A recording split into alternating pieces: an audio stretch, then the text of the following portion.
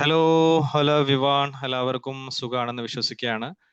ഞാൻ Faisal C A വിംബിൾ അക്കാദമിയുടെ ഡയറക്ടറാണ്. വിംബിൾ അക്കാദമിയുടെ കീഴിലായിട്ട് നമ്മൾ വ്യത്യസ്തമായിട്ടുള്ള ദിവസങ്ങളിൽ സവിശേഷമായിട്ടുള്ള ടോപ്പിക്കുകളുമായിട്ട് സൗജന്യ വെബിനാറുകൾ നമ്മൾ സംഘടിപ്പിക്കാറുണ്ട്. അതിൻ്റെ ഭാഗമായിട്ട് ഇന്ന് നമ്മൾ വീണ്ടും ഒത്തുകൂടിയിരിക്കുകയാണ്. മെന്റൽ ഹെൽത്ത് മേഖലയിൽ വർക്ക് ചെയ്തുകൊണ്ടിരിക്കുന്ന ഓരോരുത്തരെ സംബന്ധിച്ചിടത്തോളവും ഓരോ ദിവസവും നമ്മൾ വ്യത്യസ്ത തെറാപ്പികളെ കുറിച്ചും വ്യത്യസ്ത ഡിസോർഡറുകളെ കുറിച്ചും ഒക്കെ നമ്മൾ അപ്ഡേറ്റ് ചെയ്ത് മുന്നോട്ട് പോകേണ്ടതുണ്ട്. ഏറ്റവും ആധികാരികമായിട്ട് നമ്മൾ റെഫർ ചെയ്യുന്ന DSM ആവട്ടെ, ICD ആവട്ടെ, ഇങ്ങനെ തുടങ്ങിയിട്ട് ഓരോ നമ്മളുടെ ഡിസോർഡേഴ്സ് മാനുവലുകളും അവ ഓരോ സമയത്ത് അപ്ഡേറ്റ് ചെയ്ത് വരാറുണ്ട്.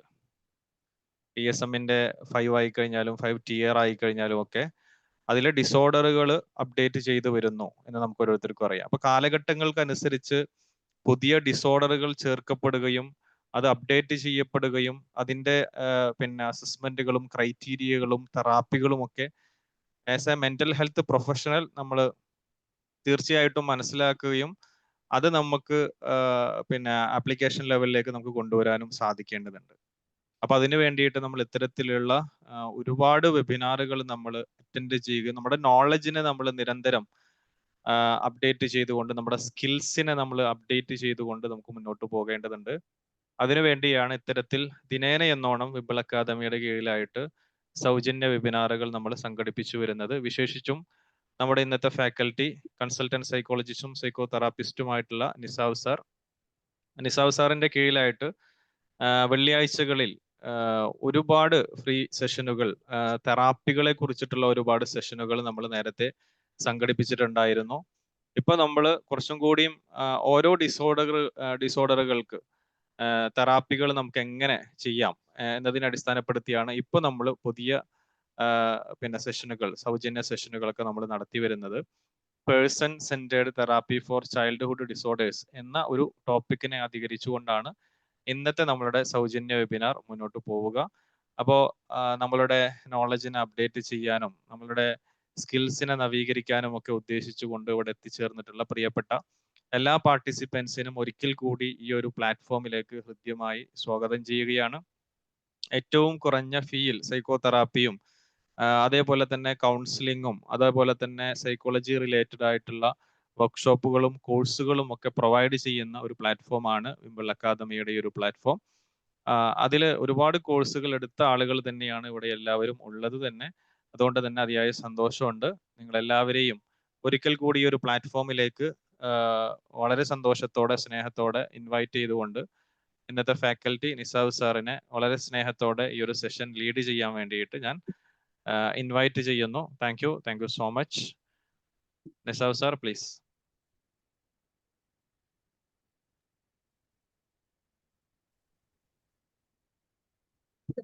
Okay, thank you.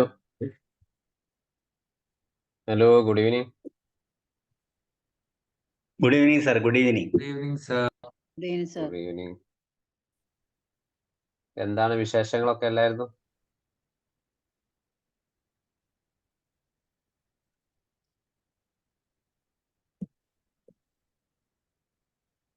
ഓക്കെ, നമ്മുടെ ഈ സാറ് പറഞ്ഞതുപോലെ നമ്മുടെ ഈ ഒരു നോളജ് ഹബിലേക്ക് വന്നിട്ടുള്ള എല്ലാവർക്കും ഒരിക്കൽ കൂടി ഞാൻ സന്തോഷം അറിയിക്കുകയാണ്. കാരണം ഇതുവരെ പോലെ നമ്മളെ സ്ഥിരമായിട്ട് എല്ലാ പ്ലാറ്റ്ഫോമിലും, അതായത് വിംബിൾ അക്കാദമിന്റെ ക്ലാസ്സുകൾ, പല ക്ലാസ്സിലും ഒരുപാട് ആളുകൾ ഉണ്ടാവാറുണ്ട്. അതിന്റെ ഒരു ഫീഡ്ബാക്ക് എനിക്ക് പേഴ്സണലായിട്ടും ആളുകൾ അറിയിക്കാറുണ്ട്. അപ്പോൾ നമ്മൾ ഒരുപാട് പഠിച്ച ആളുകളാണ്, നമുക്കിതിന്റെ ആവശ്യമൊന്നുമില്ല എന്ന് ധരിക്കാതെ എന്താണ്, നമുക്ക് എവിടെ നിന്നാണ് ചെറിയ സാധനം കിട്ടുകയാണെങ്കിൽ പോലും അതിലൊക്കെ അത്യാവശ്യം നമുക്ക് കുറച്ച് സമയം നമുക്കായിട്ട് മാറ്റി വെക്കുക എന്നുള്ളത് വളരെ നമുക്കുണ്ടാവുന്ന ഒരു ക്വാളിഫിക്കേഷൻ ആണ്. അപ്പോൾ ഇന്നത്തെ ഒരു ടോപ്പിക്കിലേക്ക് നമുക്ക് കുറച്ച് കൂടുതലായിട്ട് സ്ലൈഡുകൾ കുറച്ച് കൂടുതലുണ്ട്, സംശയമുണ്ട്. അപ്പോൾ നമുക്ക് ഡയറക്റ്റ് ആയിട്ട് നമുക്ക് ഈ ഒരു ടോപ്പിക്കിലേക്ക് തന്നെ നമുക്ക് പോവാം. അപ്പോ ജസ്റ്റ് നമുക്ക് തുടങ്ങല്ലേ?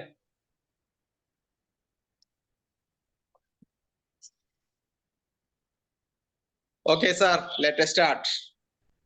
ഓക്കെ, വളരെ എനർജറ്റിക് ആയിട്ടുള്ള ഒരു വാക്കാണ് സ്റ്റാർട്ട് ചെയ്യാം എന്നുള്ളത്. അതിലങ്ങനെ അങ്ങ് പോവാം. അപ്പോ നമ്മൾ മുമ്പ് ഒരു പേഴ്സൺ സെന്റേഡ് തെറാപ്പി നമ്മൾ ഈ ഒരു പ്ലാറ്റ്ഫോമിൽ തന്നെ നമ്മൾ ഫ്രീ ആയി വെബിനാറുകൾ എടുത്തിട്ടുണ്ട്. അത് നമ്മുടെ യൂട്യൂബ് ചാനലുണ്ട്. അപ്പോ തെറാപ്പീന്റെ പൂർണ്ണമായിട്ടുള്ള ഒരു മെത്തേഡിലേക്ക് നമ്മൾ പോകുന്നില്ല. പക്ഷെ how to survive in the child disorder എന്നുള്ള ഒരു വിഷയത്തിലേക്കാണ് നമ്മൾ ഇന്ന് പോവേണ്ടത്. അപ്പോൾ സാധാരണ ഈ പേഴ്സൺ സെന്റേഡ് തെറാപ്പിക്ക് വേറൊരു പേരോട് ഉണ്ടാകും, നിങ്ങൾ കേട്ടിട്ടുണ്ട്, ക്ലയന്റ് സെന്റേഡ് തെറാപ്പി എന്നാണ് സാധാരണ അതിന് രണ്ടുപേരും ഒരു തെറാപ്പി തന്നെയാണ് രണ്ടുപേരിലും അറിയപ്പെടുന്നത്. ഇത് കാൾ റോജേഴ്സിന്റെ ഒരു അപ്രോച്ചാണ്. കാരണം ഒരു CBT പോലെ അല്ലെ DBT പോലെ RBT പോലെ തന്നെ വളരെയധികം മികച്ചു നിൽക്കുന്ന സൈക്കോ തെറാപ്പിയിലെ ഏറ്റവും നല്ലൊരു തെറാപ്പി തന്നെയാണ് ഈ ഒരു PCT എന്ന് പറയുന്നത്. അപ്പോ ഇതില് ഈ ഒരു തെറാപ്പിയെ കുറിച്ച് ഓവറോൾ ആയിട്ട് നമ്മൾ പറയുകയാണെങ്കിൽ നമുക്ക് മുന്നിൽ വരുന്ന ആള് അല്ലെങ്കിൽ നമ്മുടെ മുമ്പിൽ വരുന്ന ആ ഒരു പ്രയാസവുമായിട്ട് വരുന്ന ഒരാൾക്ക് നമ്മൾ കൊടുക്കുന്ന ആ കേൾക്കാൻ കൊടുക്കുന്ന സമയവും അയാൾക്ക് കൊടുക്കുന്ന സപ്പോർട്ടും അയാളെ പൂർണ്ണമായിട്ടും മനസ്സിലാക്കുകയും ചെയ്യുമ്പോൾ അയാൾക്ക് കിട്ടുന്ന ഓട്ടോമാറ്റിക്കായി കിട്ടുന്ന ഒരു ചേഞ്ചസ് ആണ് ഈ ഒരു തെറാപ്പിയിൽ നമ്മൾ ഫോക്കസ് ചെയ്യുന്നത്. അപ്പോ അത് അയാൾക്ക് എന്താണ്, നമുക്ക് അയാൾ പറയുന്നത് ചിലപ്പോ ഒരുപാട് ടൂൾസുകളും നമ്മൾ ഉപയോഗിക്കണമെന്നില്ല. അയാൾ ആ വരുന്ന ക്ലയന്റ് അയാൾ നമ്മളോട് ഒരുപാട് സംസാരിച്ചു, ഒരുപാട് സങ്കടങ്ങൾ പറഞ്ഞു, നമ്മൾ ഒരുപാട് മൂളി കേട്ടു. അതിനപ്പുറം എന്താണ്, ആ സമയത്ത് അയാൾക്ക് തോന്നുകയാണ് ഞാൻ എൻ്റെ ഒരു മണിക്കൂർ ഓപ്പൺ അപ്പ് ആയി, എനിക്ക് തൽക്കാലികം കുറച്ചൊരു ആശ്വാസം കിട്ടിയിട്ടുണ്ട്, എന്റെ കാര്യങ്ങളൊന്ന് തുറന്നു പറഞ്ഞപ്പോ തന്നെ എനിക്ക് വല്ലാത്തൊരു മാറ്റങ്ങളുണ്ട്. അതാണ് യഥാർത്ഥത്തിൽ PCT ഉണ്ടാകുന്ന ഒരു ചേഞ്ചസ് എന്ന് പറയുന്നത്. അപ്പൊ ഇതിൽ പ്രധാനമായിട്ടും 3 കണ്ടന്റുകളാണ് നമ്മൾ ഉപയോഗിക്കേണ്ടത്. ഒന്ന്, ഒരു തെറാപ്പിയെ കുറിച്ച് ഞാൻ ജസ്റ്റ് ഒരു ഓവറോൾ പറയാണ്. അതായത് ഒന്ന്, അൺകണ്ടീഷണൽ പോസിറ്റീവ് റിഗാർഡാണ്. അതായത് നമ്മൾ വരുന്ന ഒരു കുട്ടിയാവട്ടെ ആരും ആയിക്കോട്ടെ, അവരുടെ തെറ്റുകൾ പൂർണ്ണമായിട്ട് നമ്മൾ മനസ്സിലാക്കി അതേപോലെ നമ്മൾ സ്വീകരിക്കുക എന്നുള്ളതാണ്. ക്ലയന്റിന് തോന്നരുത് ഞാൻ ചെയ്തത് പൂർണ്ണമായിട്ടും മനഃപൂർവ്വമായിട്ട് ചെയ്തിട്ടുള്ള ഒരു തെറ്റാണ് എന്ന് ക്ലയന്റിന് തോന്നാൻ പാടില്ല.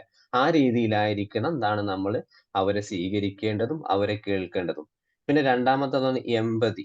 എമ്പതി എന്ന് പറയുന്നത് എന്താണ്, അവർ ഏത് സിറ്റുവേഷനിലാണോ ഇപ്പോൾ നിൽക്കുന്നത് ആ സിറ്റുവേഷനെ നമ്മൾ മനസ്സിലാക്കി അവരോട് പ്രതികരിക്കുക എന്നുള്ളതാണ്. സങ്കടത്തോടെ നിൽക്കുന്ന ഒരാളെ മുമ്പിൽ നമ്മൾ സങ്കടത്തോടെ അവരെ മുമ്പ് കരയുക എന്നുള്ളതല്ല.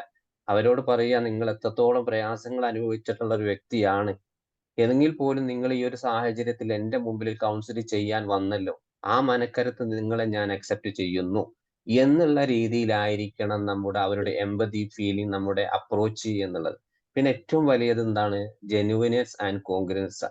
അപ്പോ ഇതിൽ ജെനുവിനെസ് എന്ന് പറയുമ്പോൾ നമ്മൾ വളരെ കാം ആയിരിക്കണം, ഫീലിംഗ് കൺഫ്യൂസ്ഡ് ആയിരിക്കണം. മീൻസ് എന്താണ്, ആ ഒരു മുമ്പിലിരിക്കുന്ന ആളുടെ ഓരോ ഫീലിങ്സിനും നമുക്ക് പൂർണ്ണമായിട്ട് മനസ്സിലാക്കി എന്നുള്ള അർത്ഥത്തിലല്ല. ഓരോ ഫീലിങ്സും വളരെ രീതിയിൽ സംശയാത്മകമായിട്ടുള്ള രീതിയിലായിരിക്കണം ചോദ്യങ്ങൾ ചോദിക്കേണ്ട. നിങ്ങൾ ആ സമയത്ത് ഇന്ന ബുദ്ധിമുട്ടിലായിരുന്നല്ലേ, അല്ലേ എന്ന് പറയുന്നത് നമുക്ക് ഉറപ്പില്ല, ക്ലയന്റിനും ഉറപ്പില്ല. അതൊരു കൺഫ്യൂസ്ഡ് ആണ്. നിങ്ങൾ ആ സാഹചര്യം ബുദ്ധിമുട്ടുണ്ടായിട്ടും നിങ്ങൾ ആരോടും പറഞ്ഞില്ലേ, ആ സമയത്ത് നിങ്ങൾ ആരും സപ്പോർട്ട് ചെയ്യാൻ ഉണ്ടായിരുന്നില്ലേ എന്നിങ്ങനെയുള്ള കൺഫ്യൂസ്ഡ് ആയിട്ടുള്ള ഒരു.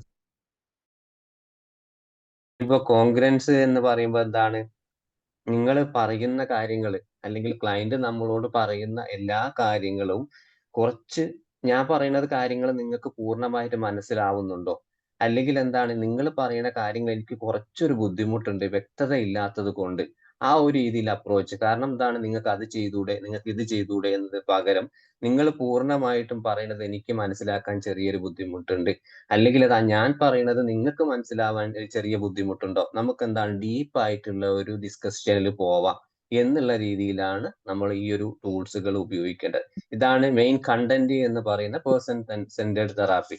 ഇനിയിപ്പോ നമ്മുടെ ഈ ഒരു PCT വരുന്ന സമയത്ത് കുട്ടികൾക്കിടയിലേക്ക് നമ്മൾ വരുമ്പോൾ ഇതേപോലെ തന്നെയാണ്. കുട്ടികളുടെ ആന്തരികമായി കിടക്കുന്ന അല്ലെങ്കിൽ ഇന്റേണൽ ആയി കിടക്കുന്ന വികാരങ്ങളെ പൂർണ്ണമായിട്ട് നമ്മൾ മനസ്സിലാക്കിയിട്ട് അതിനെ അംഗീകരിക്കുകയും അതേപോലെ അവരെ നിരാശകൾ, ഉള്ളിൽ കിടക്കുന്ന ഫോബിയാസ് ആണോ അല്ലെങ്കിൽ ആങ്സൈറ്റി ആണോ എന്തുമായിക്കോട്ടെ, അവരെ ആ ഒരു പൂർണ്ണമായിട്ട് നമുക്ക് മനസ്സിലാക്കി ആ ഒരു സിറ്റുവേഷൻ അവരെ ജീവിപ്പിക്കുക എന്നുള്ളത്. കാരണം നിനക്ക് ഒരാൾക്ക് ഒരു ആങ്സൈറ്റി ഉണ്ട് അല്ലെങ്കിൽ ബിഹേവിയർ ഇഷ്യൂസ് ഉണ്ട്, അതൊരു പൂർണ്ണമായി അവന്റെ തെറ്റല്ല എന്നുള്ള രീതിയിൽ അംഗീകരിച്ച് നീ മനഃപൂർവ്വം ചെയ്യുന്നതല്ല, ഇതൊക്കെ നമുക്ക് മാറ്റിയെടുക്കാൻ പറ്റുന്നതാണ്. കാരണം ഇത് നിനക്ക് നല്ല കാര്യം, ഇത് നമുക്ക് പതിയെ പതിയെ കളിയിലൂടെയും ചിരിയിലൂടെ ഒക്കെ നമുക്ക് മാറ്റിയെടുക്കാം എന്നുള്ള രീതി അവർക്ക് സെൽഫ് കോൺഫിഡൻസ് ഉണ്ടാക്കിയെടുക്കുക എന്നുള്ളതാണ് ഒരു പേഴ്സൺ സെന്റേഡ് തെറാപ്പിയിൽ നമ്മൾ പ്രധാനമായിട്ടും കുട്ടികളുടെ കാര്യത്തിൽ ഫോക്കസ് ചെയ്യേണ്ടത്. അപ്പോ നിങ്ങൾ കേട്ടിട്ടുള്ളതും അറിഞ്ഞിട്ടുള്ളതും വിശേഷങ്ങൾ തന്നെയാണ് പിന്നെ ചൈൽഡ്ഹുഡ് ഡിസോർഡർ. ജസ്റ്റ് ഒന്ന് മ്യൂട്ട് ചെയ്യാൻ പറ്റുമോ?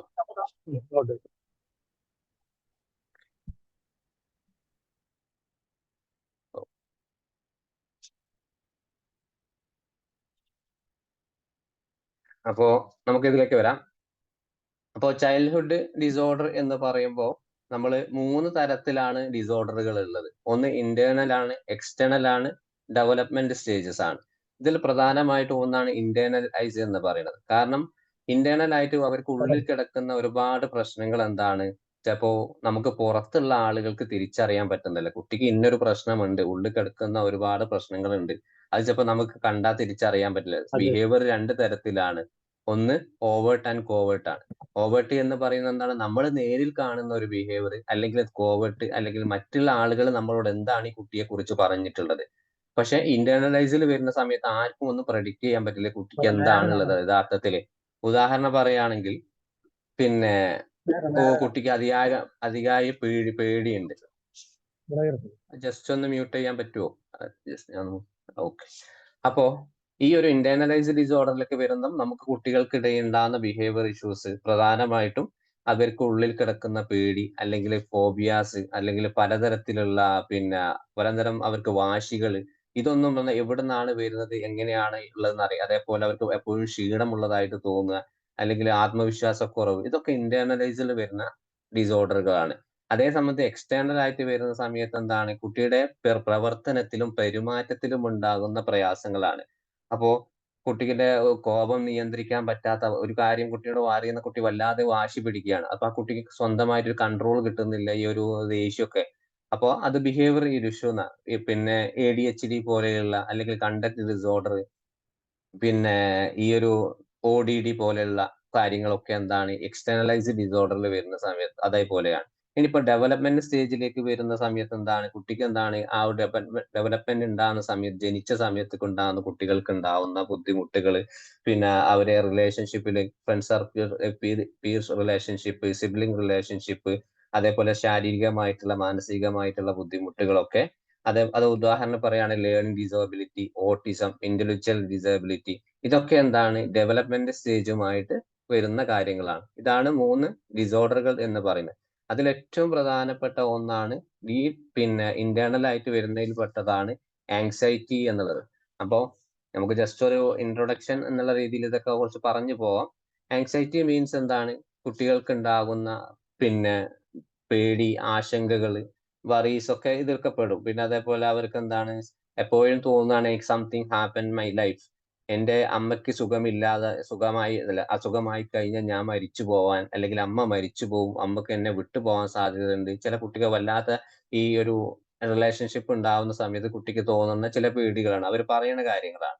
പിന്നെ മറ്റേതുപോലെ എന്താണ് ഡെയിലി ലൈഫിൽ അവർക്ക് ഉണ്ടാകുന്ന ചില പ്രോബ്ലംസുകൾ, കുട്ടികൾക്കിടയിൽ കറക്റ്റ് ആയിട്ട് ഒരു സ്ലീപ്പിംഗ് പാറ്റേണുകൾ ബുദ്ധിമുട്ടുകൾ ഉണ്ടാവും, കറക്റ്റ് ആയിട്ട് ഹോംവർക്കുകൾ അവർക്ക് ചെയ്യാൻ പറ്റുന്നില്ല, പലതരത്തിലുള്ള ബുദ്ധിമുട്ടുകൾ അവരുടെ ലൈഫിൽ ഉണ്ടാവും. പിന്നെ അതേപോലെയാണ് എപ്പോഴും കുട്ടി വാശി പിടിച്ച് കരയുന്നതിനപ്പുറം എന്താണ്, ചെറിയൊരു കാര്യം പറഞ്ഞാൽ കുട്ടി വളരെ സങ്കടത്തോട് മാറി നിൽക്കുക, അല്ലെങ്കിൽ അതിനെതിരെ ചെറിയൊരു തെറ്റ് പറ്റിക്കഴിഞ്ഞാൽ അതിനെതിരെ കുട്ടി വാശി പിടിച്ച് കരയുക. പിന്നെ അവർക്ക് ശാരീരികമായിട്ട് എന്താണ് എപ്പോഴും ഈ വയറുവേദന, തലവേദന ഉണ്ട് എന്ന് പറയുക, അല്ലെങ്കിൽ ഛർദ്ദിക്കാനുള്ളതായിട്ട് അവർ പറയുന്നു. പിന്നെ അതേപോലെ മറ്റുള്ള റിലേഷൻഷിപ്പിന് ഒരു പുറത്തേക്കൊന്നും കുട്ടികളെ പോലെ കളിക്കാൻ പോവാതിരിക്കുക. ഇങ്ങനെ പല പ്രശ്നങ്ങളും ഈ ഒരു ആങ്സൈറ്റി മൂലം ഉണ്ടാവും. ഇനി അതേപോലെ ഈ ഒരു നോർമൽ ആങ്സൈറ്റിക്ക് വരുന്ന സമയത്ത് സാധാരണയായിട്ട് ഒരു 1.5 വയസ്സ് മുതലാണ് സാധാരണ കുട്ടികൾക്കിടയിൽ ഉണ്ടാകുന്ന, 1.5 വയസ്സ് മുതൽ 3 വയസ്സിന്റെ ഇടയ്ക്ക് സാധാരണ കുട്ടികൾക്കിടയിൽ ഉണ്ടാകുന്ന ഒരു ആങ്സൈറ്റിയാണ് സെപ്പറേഷൻ ആങ്സൈറ്റി എന്ന് പറയും. ചിലപ്പോ അമ്മയുമായിട്ട് ആ ഒരു കുട്ടി റിലേഷൻഷിപ്പ്, അമ്മ പെട്ടെന്നൊരു ശേഷം എന്തെങ്കിലും ഇഷ്യൂ സംഭവിച്ച ശേഷം ആളൊന്ന് മാറി, അല്ലെങ്കിൽ ഒരു വർക്കിംഗ് ഏരിയയിലുള്ള ഒരു അമ്മയാണെങ്കിൽ ആള് ചിലപ്പോൾ കുട്ടിയെ നോക്കാൻ ഏൽപ്പിക്കുന്ന വീട്ടിൽ ആരെങ്കിലും ആയിരിക്കും, അല്ലെങ്കിൽ മറ്റു തരം ബുദ്ധിമുട്ടുള്ള ഏതെങ്കിലും പ്രയാസം, ചിലപ്പോ ഡൈവോഴ്സ്ഡ് കേസുകളോ അങ്ങനത്തെ പ്രയാസങ്ങളൊക്കെ വരുന്ന സമയത്ത് കുട്ടികൾക്ക് ഉണ്ടാവും. അപ്പൊ ഈ ഒരു ഏർലി സ്റ്റേജിൽ തന്നെ ഒരു 3-4 വയസ്സിന്റെ മുമ്പ് തന്നെ ഈ ഒരു പ്രയാസങ്ങൾ അവരുടെ ലൈഫിൽ കൂടും. അപ്പോ ആ ഉണ്ടാകുന്ന സമയത്ത് എന്താണ് അവർക്ക് ചിലപ്പോ എന്തെങ്കിലും പിന്നെ ലൈഫിൽ പറഞ്ഞതുപോലെ എനിക്ക് എന്തൊക്കെയോ സംഭവിച്ചു. ചെറു പ്രായത്തിൽ തന്നെ അവരുടെ ചിന്തകളിലൊക്കെ ആങ്സൈറ്റി പരമായിട്ടുള്ള ബുദ്ധിമുട്ടുകൾ വരും. പിന്നെ അവർക്ക് ചില പേടികൾ ഉണ്ടാവും. ഇരുട്ടിനെ പേടി. ചില കുട്ടികൾക്ക് ഭയങ്കരമായിട്ട് ഇരുട്ടിനെ പേടിയായിരിക്കും. അവർക്ക് എല്ലാം എന്താണ് മോൺസ്റ്റേഴ്സിനെ പേടി, അല്ലെങ്കിൽ ബഗ്സ്, അല്ലെങ്കിൽ സ്പൈഡർ, ഇതൊക്കെ അവർക്ക് ഇമാജിനേഷനിൽ വരുന്നതാണ്. അവർക്ക് നേരിട്ടുള്ള പേടികളായിരിക്കും. ചിലപ്പോ കാണുമ്പോൾ പേടിയുണ്ട്. പക്ഷെ ഇതൊക്കെ എന്താണ് ചിലപ്പോ ചെറുപ്രായത്തിൽ തന്നെ നമ്മൾ പഠിക്കും, ഈ ഭക്ഷണം കഴിച്ചിട്ട് നിന്നെ കൊണ്ട് കോക്കാച്ചിനെ കൊണ്ട് പിടിപ്പിക്കും, അല്ലെങ്കിൽ പാറ്റയെ എടുത്ത് പേടിക്കും, സ്പൈഡർ നിന്നെ കടിക്കാൻ വരും. ഇങ്ങനെ പലതരത്തിലുള്ള കാര്യങ്ങളൊക്കെ നമ്മൾ ചെറുപ്പത്തിൽ തന്നെ ഈ കുട്ടികൾക്കിടയിൽ പറയുമ്പോൾ ഇതൊരു അവർ ഇമാജിൻ ചെയ്യാണ്. അവരെ ബ്രെയിനിൽ തന്നെ നമ്മളെപ്പോഴും പറയാറുണ്ട്, 2 ബ്രെയിനുകളാണ്, ഒന്ന് ലെഫ്റ്റ് ആൻഡ് റൈറ്റ്. അതിൽ ലെഫ്റ്റ് ബ്രെയിനിൽ വരുന്ന ചിന്താഗതിയുമായിട്ട് വരുമ്പോൾ അവിടെ ഫിക്സിംഗ് ആണ്. ഇന്നൊരു സാധനം എന്റെ ശരീരത്തിൽ എന്നെ കടിക്കാൻ വരും, പിടിക്കാൻ വരും എന്നുള്ള ആ ഒരു ചിന്ത കുട്ടിക്ക് വരാനുള്ള സാധ്യതകളുണ്ട്. പിന്നെ അതേപോലെ കുറച്ചൊരു സ്റ്റേജ് കഴിയുന്ന സമയത്ത് എന്താണ് ഒരു 5 വയസ്സൊക്കെ ആകുമ്പോൾ പുതിയ പുതിയ സിറ്റുവേഷനുകൾ വരുന്ന സമയത്ത് കുട്ടികൾക്ക് വല്ലാത്തൊരു പേടി വരാൻ കാരണം, ആദ്യമൊക്കെ സ്കൂളിലേക്ക് 5 വയസ്സൊക്കെ LKG UKG പോകുന്ന സമയത്ത് കുട്ടികൾക്ക് ഒരു പേടി. കാരണം അതിനു മുമ്പ് അംഗനവാടിയിലൊന്നും പോയിട്ടുണ്ടാവില്ല കുട്ടി. അപ്പൊ ആദ്യമായിട്ട് മറ്റുള്ള ഒരുപാട് കുട്ടികൾ ആ സിറ്റുവേഷൻ ക്രൗഡൊക്കെ കാണുമ്പോൾ ആൾക്ക് വല്ലാത്തൊരു പേടി ഉണ്ടാവും. അപ്പൊ അതിന്റെ കൂടുതലാണെങ്കിൽ എന്താണ്, ഒരു 5 വയസ്സിന്റെ മുകളിലുള്ള ഒരു കുട്ടിക്കാണെങ്കിൽ ഈ പറഞ്ഞ മറ്റ് എന്തെങ്കിലും പ്രശ്നങ്ങൾ, മീൻസ് എന്താണ്, ലേണിംഗ് മറ്റുള്ള കുട്ടികളെ പോലെ എനിക്ക് പഠിക്കാൻ പറ്റുന്നില്ല, ആളുകളെ പോലെ എനിക്ക് സംസാരിക്കാൻ പറ്റുന്നില്ല, സ്റ്റേജ് ഫിയർ ഉണ്ട്, അല്ലെങ്കിൽ എന്താണ് വീട്ടിൽ അച്ഛനും അമ്മയും എപ്പോഴും പഠിക്കണം പുഷ് ചെയ്തുകൊണ്ടിരിക്കുകയാണ്. ഇങ്ങനെ പലതരത്തിലുണ്ടാകുന്ന ആങ്സൈറ്റി മൂലം കുട്ടികൾക്ക് പ്രയാസങ്ങൾ സാധാരണയായിട്ട് ഉണ്ടാവാറുണ്ട്. മറ്റൊരു പ്രയാസം തന്നെയാണ് ആങ്സൈറ്റി കഴിഞ്ഞ് OCDയിലേക്ക് എത്തുന്നത്. OCD എന്താണ്, ഒന്ന് ഒബ്സഷൻ ആണ്, ഒന്ന് കമ്പൽഷൻ. കുട്ടികൾ ചിന്തയിലുള്ളത് പോലെ തന്നെ ചിന്തയിൽ തെറ്റായിട്ടുള്ള കുറെ നെഗറ്റീവ് നേരത്തെ പറഞ്ഞ ആങ്സൈറ്റി മൂലം ഉണ്ടായ ചിന്തകൾ കുട്ടികളുടെ മനസ്സിലുണ്ടാവുന്നു. ആ ചിന്തകൾ കാരണം എന്താണ്, കമ്പൽഷൻ, എന്തെങ്കിലും അതിനെ താൽക്കാലികമായിട്ട് മറയ്ക്കാൻ പറ്റുന്ന ചില പ്രവർത്തനങ്ങൾ. കുട്ടിക്ക് പഠിക്കാൻ ചില മടിയുണ്ട്. ആ മടിയുള്ള സമയത്ത് എന്താണ് കുട്ടി ഓടി ചെയ്യുക, വേറെ എന്തെങ്കിലും കാര്യങ്ങൾ ചെയ്യുക. കുട്ടിക്ക് പുസ്തകത്തിൽ ചിലപ്പോൾ ഏതെങ്കിലും പാഠഭാഗങ്ങൾ പിന്നെ ബുദ്ധിമുട്ടുകൾ ഉണ്ടെങ്കിൽ ആ സമയത്ത് കുട്ടി ഓപ്പോസിറ്റ് ആ ആങ്സൈറ്റി മറയ്ക്കാൻ വേണ്ടി കുട്ടി ചിലപ്പോൾ എന്താണ് മൊബൈൽ അഡിക്ഷൻ ആയിട്ടുണ്ടാവും, അല്ലെങ്കിൽ പറഞ്ഞാൽ കേൾക്കാതിരിക്കുന്ന കാര്യങ്ങൾ. ഇതൊക്കെ എന്താണ് OCDക്ക് വരാനുള്ള കുട്ടികൾക്ക് സാധ്യതകളുണ്ട് ചെറുപ്രായത്തിൽ തന്നെ. ഇനി അടുത്തതാണ് ടിക് ഡിസോർഡർ. ടിക് ഡിസോർഡർ നമ്മൾ പറഞ്ഞിട്ടുണ്ടാവും, അവർക്ക് പെട്ടെന്ന് ചിലപ്പോൾ അവരെ മനസ്സിൽ തന്നെ, നമ്മളെ മനസ്സിൽ തന്നെ ഉണ്ടാവും ചില ചിന്തകൾ നമുക്ക് വേണ്ടാന്ന് തോന്നിയ കാര്യമാണ്, അല്ലെങ്കിൽ എന്താണ് നമുക്ക് അതിനോട് തീരെ താല്പര്യമില്ല. അപ്പൊ ആ താല്പര്യം ഇല്ലാത്ത കാര്യങ്ങൾ എന്താണ് നമ്മളെ ഒരു മൂവ്മെന്റ് പോലെ, ശരീരത്തിൽ ഒരു മൂവ്മെന്റ് പോലെ ചെയ്യുന്ന കാര്യങ്ങൾക്കാണ് ടിക് ഡിസോർഡർ എന്ന് ചില ആളുകൾ എന്താണ് സംസാരിക്കുമ്പോൾ മുടി ഇങ്ങനെ പിടിച്ചു വലിക്കുന്നത് കാണാം. അവർക്കൊരു എന്തോ ഒരു ആശ്വാസം കിട്ടുന്നത് മറ്റുള്ളതിന് ശ്രദ്ധ കിട്ടാൻ വേണ്ടിയിട്ട് അവർ ചെയ്യുന്ന പ്രവർത്തനങ്ങളാണ്. പിന്നെ എന്താണ് ചില ആളുകൾ ഉണ്ടാവും കണ്ണുകൾ എന്താണ് ഐ ബ്ലിങ്ങിങ് എന്ന് പറയുന്നത്, കണ്ണിങ്ങനെ ചില ആളുകൾ ഷോൾഡർ ഇങ്ങനെ ഇങ്ങനെ ഞെട്ടുന്നത് പോയി കാണാം. പിന്നെ അവർക്ക് എന്താണ് ചില ആളുകൾ ചെവി എന്താണ് രണ്ടും കൂടെ കൂട്ടിപ്പിടിക്കുന്നത്, ആങ്സൈറ്റി ലെവലൊക്കെ ഹൈ ആയിട്ട് ടിക് ഡിസോർഡർ വന്നു കഴിഞ്ഞാൽ ആങ്സൈറ്റി ചിലപ്പോൾ വരാൻ സാധ്യത. അവരെന്താണ് നമ്മൾ കൗൺസിലിംഗ് സെഷനിലൊക്കെ ഇരിക്കുന്ന സമയത്ത് ചില ആളുകൾ ചെവി ഇങ്ങനെ മുറുക്കി പിടിച്ചിട്ട് അങ്ങനെ ഞെക്കി കളിക്കുന്നതാണ്. ഒരു മിനിറ്റുകൾക്ക് അവരെ പ്രവർത്തനങ്ങൾ വളരെ സ്പീഡായിട്ട് പോവാനുള്ള കാര്യങ്ങളുണ്ട്. ഇതിൽ 2 തരത്തിലുള്ള ടിക് ഡിസോർഡറുകളുണ്ട്. ഒന്ന് എന്താണ് മോട്ടോർ ടിക്, ഒന്ന് പ്രവർത്തനം മൂലം ഉണ്ടാകുന്ന, നമ്മൾ പറഞ്ഞതൊക്കെ ഒരു മോട്ടോർ ടിക് ഡിസോർഡർ ആണ്. കാരണം കണ്ണടയ്ക്കുക, അല്ലെങ്കിൽ തലയുടെ മുടി പിടിച്ചു വലിക്കുക, ഷോൾഡർ ഇളക്കുക, അതൊക്കെ. അതേപോലെ തന്നെ പിന്നെ ഇത് ഈ വോക്കൽ ആയിട്ടുള്ള ചില കാര്യങ്ങളുണ്ട്. അവർക്ക് ചില ശബ്ദങ്ങൾ, ചില കുട്ടികൾ ഉണ്ടാവും പിന്നെ ഇങ്ങനെ വളരെ ശക്തിയായിട്ട് മൂളുന്നു. നമ്മൾ വിചാരിക്കും എന്താണ് ഈ കുട്ടിക്ക് പിന്നെ ഓട്ടിസത്തിന്റെ ലക്ഷണങ്ങളൊക്കെ ഉണ്ട്. കാരണം സംസാരിക്കുന്ന ചില സമയത്ത് വല്ലാത്തൊരു മൂളൽ ചില കുട്ടികൾ കാണാം. പിന്നെ അതേപോലെ ഇങ്ങനെ ചില ആളുകൾ കഴുത്ത് ഇങ്ങനെ കൈകൊണ്ട് ഇങ്ങനെ കഴുകുന്ന തടവിക്കൊണ്ടിരിക്കുക. അതൊക്കെ ടിക് ഡിസോർഡർ കുട്ടികൾക്കിടയിൽ നമ്മൾ ശ്രദ്ധിക്കപ്പെടേണ്ട കാര്യങ്ങളാണ്. പിന്നെ അതേപോലെ ചില പറഞ്ഞ വാക്കുകൾ റിപ്പീറ്റഡ് ആയിട്ട് പറഞ്ഞുകൊണ്ടിരിക്കുക. അത് OCD അല്ല, പക്ഷെ എന്താണ് ഇത് ടിക് ഡിസോർഡറിന്റെ ചില ലക്ഷണങ്ങൾ അവർ കാണും. പിന്നെ പ്രധാനമായിട്ട് ഇത് തുടങ്ങുന്ന ഒരു 5 വയസ്സ് മുതൽ 10 വയസ്സിൽ കുട്ടികൾക്കിടയിലാണെങ്കിൽ 5ന്റെയും 10ന്റെയും ഇടക്കാണ് ഇത് സാധാരണയായിട്ട് നടക്കാറുള്ളത്, ഈ ഒരു ആങ്സൈറ്റി നടക്കാറുള്ളത്. അപ്പോ ആങ്സൈറ്റി അല്ല, ഇതൊരു എന്താണ് ശാരീരികമായിട്ടൊരു പ്രവർത്തനം, മറ്റെന്തെങ്കിലും ബുദ്ധിമുട്ടുകൾ കാരണം ഇവർ സ്വയമേയായിട്ട് എന്താണ് എനിക്ക് ഇങ്ങനെയൊക്കെ ചെയ്താൽ എന്റെ പ്രവർത്തനങ്ങൾ കൺട്രോൾ ചെയ്യാം, എന്റെ ചിന്താഗതികളൊക്കെ ശരിയായിട്ട് ചിന്തയാക്കി പോകണമെങ്കിൽ ഞാൻ ഇങ്ങനെ ചെയ്തേ പറ്റൂ എന്നുള്ള ഒരു രീതിയിലാണ് ഇവര് ചെയ്യുന്നത്. ഇനി അടുത്തതാണ് എന്യൂറോസിസ്, അതായത് ബെഡ് വെറ്റിംഗ്, മൂത്രം ഒഴിക്കുക, കിടക്കപ്പായയിൽ മൂത്രം ഒഴിക്കുക എന്നുള്ളത്. അപ്പോൾ ഇത് സാധാരണയായിട്ട് ഒരു 5 വയസ്സിന് മുകളിലുള്ള കുട്ടികൾക്കാണ് ആഴ്ചയിൽ 2-3 തവണ ഒക്കെ വന്നിട്ടുണ്ടെങ്കിൽ നമ്മൾ പ്രധാനമായിട്ടും കുട്ടികൾ ശ്രദ്ധിക്കണം. ഇത് ഒരു ഇൽനെസ് തന്നെയാണ്. പക്ഷെ അതിനു മുമ്പ് നമുക്ക് ശ്രദ്ധിക്കണം. കുട്ടികൾ ഏതായാലും ചെറുപ്രായത്തിൽ തന്നെ ഒരു 3 വയസ്സ് വരെ കണ്ടിന്യൂസ് ആയാലും നമുക്കത് വിഷയമില്ല. 3 വയസ്സ് ശരിക്കും കുട്ടികൾ തന്നെ കൺട്രോൾ ചെയ്യേണ്ട ഒരു സമയമാണ് 3 വയസ്സ്. ഈ മൂത്രമൊഴിക്കുന്നതും അവർ തന്നെ സ്വയമായിട്ട് ഒരു ബ്ലാഡറിന്റെ കൺട്രോൾ അവർക്ക് വരും. അപ്പൊ ഈ ഒരു 5 വയസ്സ് കഴിഞ്ഞിട്ട് ഈ ഒരു ബുദ്ധിമുട്ടുണ്ടെങ്കിൽ നമ്മൾ അത് ശ്രദ്ധിക്കണം. പിന്നെ ഏകദേശം ഈ ഒരു ബെഡ് വെയിറ്റിംഗ് എന്ന് പറയുന്നത് 7% കുട്ടികൾ റിപ്പീറ്റഡ് ആയിട്ട് വരും. ചിലപ്പോൾ ഒരു 6 മാസം കുട്ടിക്ക് കുഴപ്പമൊന്നുമില്ല. ആള് ഒരു 5-6 വയസ്സ് മൂത്രമൊഴിച്ചു. പക്ഷെ 6 മാസം കഴിഞ്ഞിട്ട് വീണ്ടും ഒരു 77% അത് റിട്ടേൺ ആയിട്ട് വരാനുള്ള സാധ്യതകൾ. ചിലപ്പോൾ അത് എന്തുകൊണ്ടാണ്? കുട്ടിയുടെ ആ ഒരു സ്ട്രെസ് ലൈഫ്, കുട്ടിക്ക് ഉണ്ടാകുന്ന ആങ്സൈറ്റി മൂലം, ഇങ്ങനെ പല പ്രശ്നങ്ങളും ഈ ഒരു സാഹചര്യത്തിൽ കുട്ടികൾക്ക് ഉണ്ടാവും. അപ്പോ ഇവിടെ ഏറ്റവും കൂടുതൽ സാധാരണ കുട്ടികൾ കാണുന്ന സിംറ്റംസുകൾ രാത്രിയിൽ കിടക്കപ്പായിൽ മൂത്രമൊഴിക്കുക, അല്ലെങ്കിൽ പകൽ സമയത്ത് തീരെ മൂത്രമൊഴിക്കാതെ പിടിച്ചു നിൽക്കുക. ഇപ്പൊ ചില സമയത്ത് നമ്മൾ എന്തെങ്കിലും ഒരു പ്രവർത്തനം ചെയ്യുന്ന സമയത്ത് നമുക്ക് ബാത്റൂമിൽ പോകാൻ തോന്നി. അപ്പൊ നമ്മൾ വിചാരിക്കുകയാണ് കുറച്ച് കഴിഞ്ഞിട്ട് മൂത്രം പോയി. ഇപ്പൊ തൽക്കാലം ഈ പ്രവർത്തനത്തിലേക്ക് നമ്മൾ പോവുക എന്നുള്ളത്. പക്ഷെ കുറച്ച് കഴിഞ്ഞിട്ട് പതിയെ പതിയെ നമ്മൾ ആ ജോലി ചെയ്യുന്ന ഈ ബ്ലാഡറിന്റെ കൺട്രോൾ വിട്ടുപോകും. ചിലപ്പോൾ ആ മൂത്രം തന്നെ അവിടെ സ്റ്റക്കായി, മുതിർന്നവരൊക്കെ ആണെങ്കിൽ തന്നെ അവിടെ തന്നെ നിന്ന് പോകും. പക്ഷെ കുട്ടികൾക്ക് ആ സമയത്ത് അവർ പിടിച്ചു നിൽക്കും. പിന്നെ രാത്രി അത് പൂർണ്ണ ആ ബ്രെയിനും ശരീരവും ഒന്നായിട്ട് റിലാക്സ് ചെയ്യുന്ന സമയത്ത് ഇത് വർക്കിംഗ് ആവും. അതുകൊണ്ടാണ് കുട്ടികൾക്ക് ഇത് സംഭവിക്കുന്നത്. പിന്നെ ചില സമയത്ത് മറ്റുള്ള ചില കുട്ടികൾ ബ്ലാഡറിന്റെ ഡിലേ ഡെവലപ്മെന്റ് ഉള്ളത് കൊണ്ട് പ്രസവ സമയത്ത് ചില ബുദ്ധിമുട്ടും കാര്യങ്ങളും അവർക്ക് ഉണ്ടായിട്ടുണ്ടെങ്കിൽ ഇത് വരാനുള്ള സാധ്യതയുണ്ട്. പിന്നെ ചില കുട്ടികൾ ഡീപ്പായി സ്ലീപ്പ്, കിടക്കപ്പായി കിടന്നുറങ്ങുന്ന ടീമുകൾ ഉണ്ടാവും. ചില കുട്ടികൾ, നമ്മളും ഉണ്ടാവും അതേപോലെ. അങ്ങനത്തെ കുട്ടികൾക്കൊക്കെ ഇത് വരാനുള്ള സാധ്യതയുണ്ട്. പിന്നെ നമ്മൾ കൊടുക്കുന്ന ആ ഒരു സ്ട്രെസ് ലൈഫ്, ഇമോഷണൽ റെഗുലേഷൻസ് ഒക്കെ പഠനത്തിൽ കൊടുക്കുന്ന വളരെയധികം പ്രശ്നങ്ങൾ, അതൊക്കെ ഇങ്ങനത്തെ കുട്ടികൾക്ക് വരാനുള്ള സാധ്യത. പിന്നെ ഈ ഒരു ജനറ്റിക് ആയിട്ട് നോക്കുന്ന വീട്ടില് അപ്പൊ പാരന്റിനോ അല്ലെങ്കിൽ അച്ഛനോ അമ്മയ്ക്കോ അങ്ങനെ ചെറുപ്രായത്തിൽ അവർക്ക് ഉണ്ടായിട്ട് ട്രീറ്റ്മെന്റ് എടുക്കാത്ത ഒരാളാണെങ്കിൽ, ചില ആളുകൾ 8, 9, 12, 13 വയസ്സ് വരെ ട്രീറ്റ്മെന്റ് എടുത്തിട്ട് ശീലമുള്ള കുട്ടികളുണ്ട്. അപ്പൊ അവർക്കൊന്നും ട്രീറ്റ്മെന്റ് ചിലപ്പോൾ നാണക്കേട് വെച്ച് പാരന്റ് കൊണ്ടുപോയിട്ടുണ്ടാവില്ല. കുട്ടികൾ പറഞ്ഞിട്ടുണ്ടാവില്ല. അവരെ ലൈഫിൽ അങ്ങനെ കടന്നു. അങ്ങനത്തെ പാരന്റ് പിന്നെ വളർന്നു വരുന്ന സമയത്ത് അവർ കല്യാണം കഴിഞ്ഞ് ഇങ്ങനെ ഉണ്ടാകുന്ന കുട്ടികൾക്ക് വരാനുള്ള സാധ്യതയുണ്ട്. പിന്നെ വേറെ എന്തെങ്കിലും മെഡിക്കൽ ഇഷ്യൂസ്, കണ്ടീഷനുമായിട്ട് ബന്ധപ്പെട്ടിട്ട്, പിന്നെ PTSD പോലെയുള്ള എന്തെങ്കിലും ആക്സിഡന്റ് എന്തെങ്കിലും ബ്രെയിൻ ഇഞ്ചുറി ഇതുപോലൊക്കെ സംഭവിച്ചിട്ടുണ്ടെങ്കിൽ അവർക്കും ഇങ്ങനത്തെ കുട്ടികൾക്കൊക്കെ വരാനുള്ള സാധ്യതകളുണ്ട്.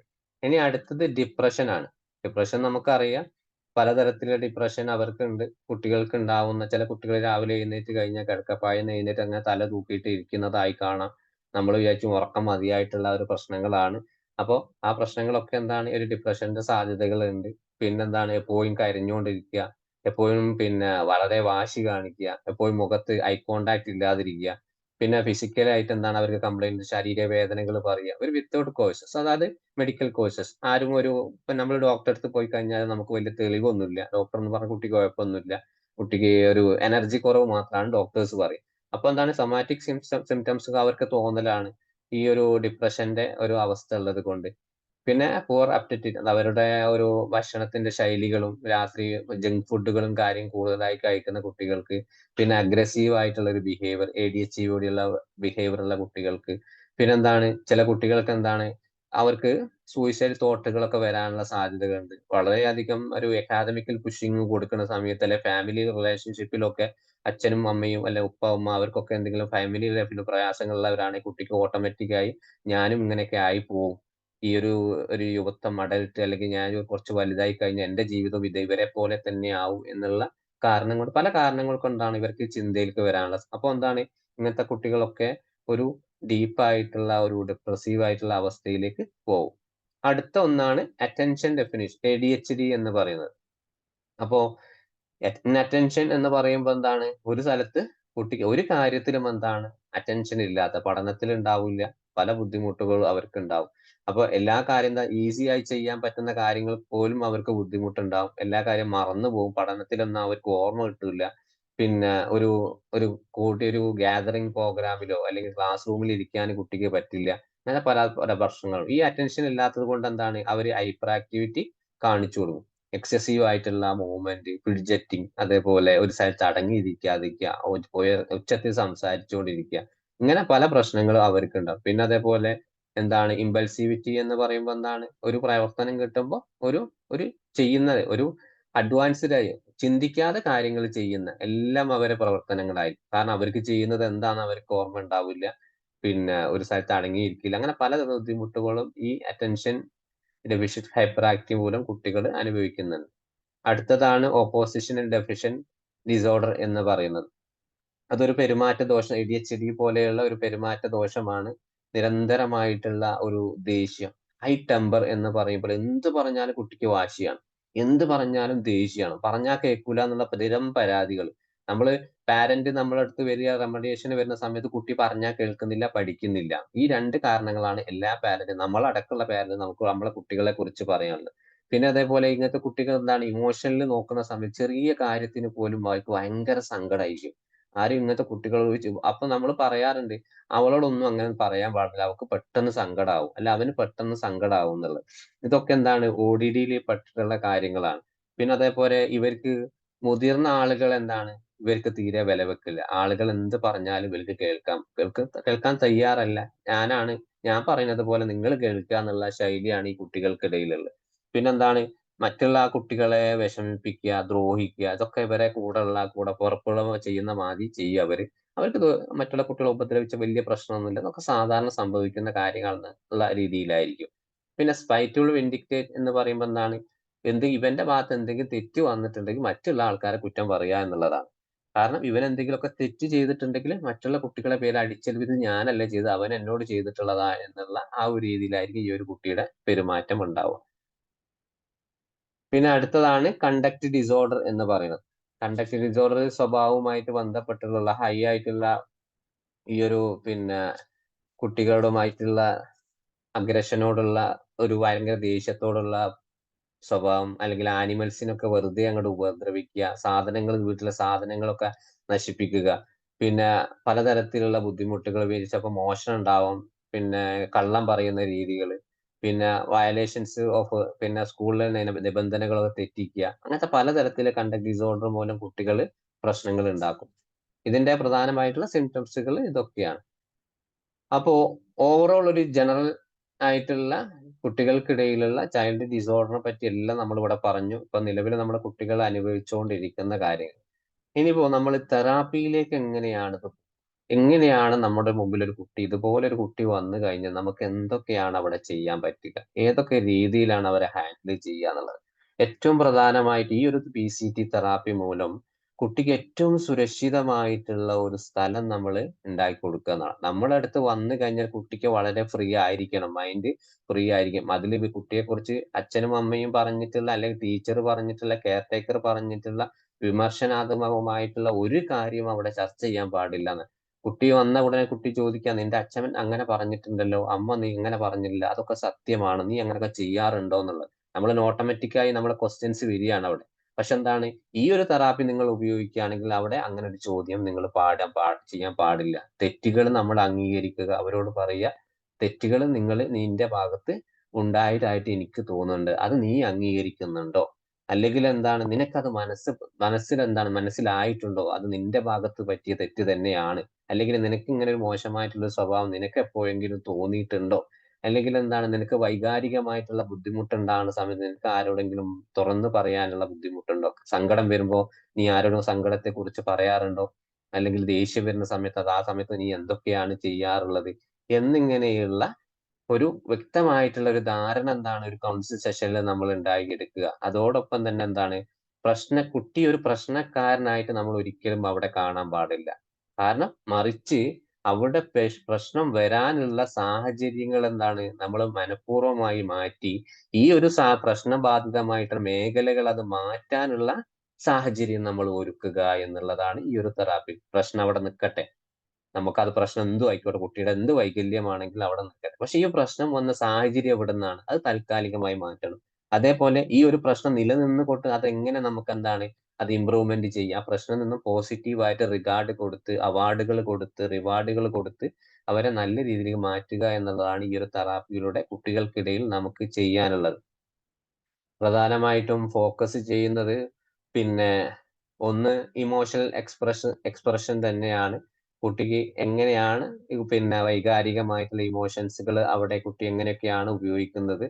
പിന്നെ അതേപോലെ സെൽഫ് വർത്ത്, കോൺഫിഡൻസ്, സ്വന്തമായി കുട്ടി ആരാണ്, എന്റെ കഴിവുകളൊക്കെ സ്വയം മനസ്സിലാക്കി അതിലൊക്കെ കോൺഫിഡൻസ് ഉണ്ടായി കൊടുക്കുക. പിന്നെ അൺകണ്ടീഷണൽ കുട്ടീന്റെ തെറ്റുകളെ നമ്മൾ പൂർണ്ണമായിട്ടും നമ്മൾ കേൾക്കുക ഒരു വിത്തൗട്ട് ജഡ്ജ്മെന്റോട് കൂടി, അതായത് നോൺ ജഡ്ജ്മെന്റ്, നിന്റെ ഭാഗത്തുള്ള തെറ്റല്ല, പക്ഷെ നല്ല രീതിയിൽ നിന്നെ മനസ്സിലാക്കി കൊടുത്ത് സൈക്കോ എഡ്യൂക്കേഷന്റെ ആവശ്യമില്ല. അവിടെ നമുക്ക് എന്താണ് കുട്ടികളുമായിട്ട് ഒരുപാട് ഇതിനെപ്പറ്റി പറഞ്ഞു കൊടുത്ത കാര്യമുണ്ട്. കുട്ടിക്ക് ഒരു 5 വയസ്സുള്ള കുട്ടിക്കാണ് എന്ത് സൈക്കോ എഡ്യൂക്കേഷൻ കൊടുക്കാന്. പക്ഷെ എന്താണ് നമുക്ക് അവിടെ എന്താണ് പലതരത്തിലുള്ള കളിയിലൂടെയും ചിരിയിലൂടെയും ഗെയിമിലൂടെയും ഒക്കെ ആയി കൊടുക്കാം. പിന്നെ ഏറ്റവും ബെസ്റ്റ് സേഫ് ആയിട്ടുള്ള ഒരു തെറാപ്യൂട്ടിക് റിലേഷൻഷിപ്പ്. അപ്പൊ തെറാപ്യൂട്ടിക് റിലേഷൻഷിപ്പിലേക്ക് ഉണ്ടാക്കുന്ന സമയത്ത് എന്താണ് നമ്മൾ പ്രധാനമായി ശ്രദ്ധിക്കേണ്ടത്, കുട്ടി വന്ന ഉടനെ കുട്ടിക്ക് പിന്നെ കുറെ കാര്യങ്ങൾ പറഞ്ഞു കൊടുക്കുന്നതിന് അപ്പുറം വന്ന ഉടനെ നമുക്ക് ചിരിച്ചുകൊണ്ട് കുട്ടീനെ പ്രശ്നമൊന്നും ചെയ്യണ്ട. കുട്ടീന്റെ ആ ഒരു നമുക്ക് കുറച്ചു നേരം ഒന്ന് കളിച്ചാലോ, അല്ലെങ്കിൽ എന്താണ് കുറച്ചു നേരം എന്തെങ്കിലും പിന്നെ സംസാരിക്കാം. കാരണം കുട്ടി കൗൺസിലിങ്ങിന് വന്നതാണ്, കുട്ടി അതിന് കൊണ്ടുവന്നതാണ് എന്നുള്ള കാര്യം നമ്മൾ അവിടെ മാക്സിമം അവിടെ ഒഴിവാക്കുക.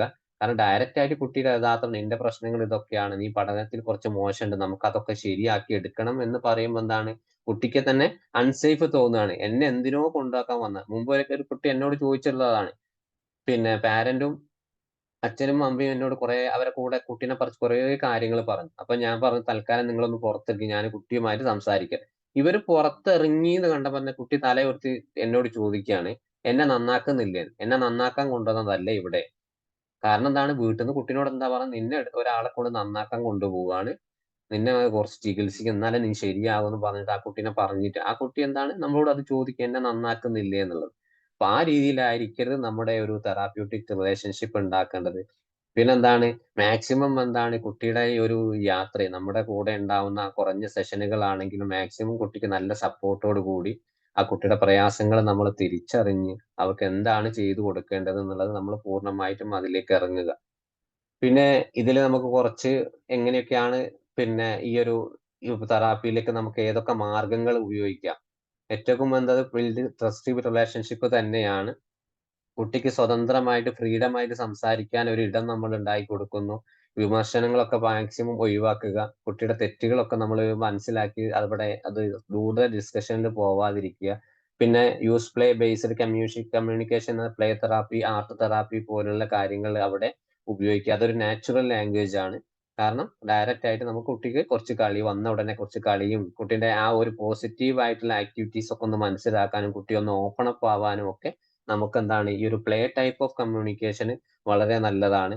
പിന്നെ അതേപോലെ ഡെവലപ്മെന്റ് ഇമോഷണൽ പിന്നെ അവയർനെസ് എന്ന് പറയുമ്പോൾ അവിടെ ഇമോഷണൽ അവയർനെസ് കുട്ടീനോട് ചോദ്യം, നിനക്ക് എപ്പോഴെങ്കിലും സങ്കടം തോന്നിയിട്ടുണ്ടോ, അല്ലെങ്കിൽ എന്താണ് നിനക്ക് എപ്പോഴെങ്കിലും ദേഷ്യങ്ങൾ വന്നിട്ടുണ്ടോ, അല്ലെങ്കിൽ ആ ദേഷ്യം നിനക്ക് എപ്പോഴാണ് തിരിച്ചറിയാൻ വന്നിട്ടുള്ളത്, അല്ല തിരിച്ചറിഞ്ഞിട്ടുണ്ടോ. ആ സമയത്ത് നമുക്ക് ഫീലിംഗ്, കുട്ടി ഒന്നും മിണ്ടുന്നില്ലെങ്കിൽ നമുക്ക് ഫീലിംഗ് CBT ഫോർ ചിൽഡ്രൻ ഉപയോഗിക്കുന്ന ഫീലിംഗ് ചാർട്ട് ഒക്കെ ഉണ്ട്.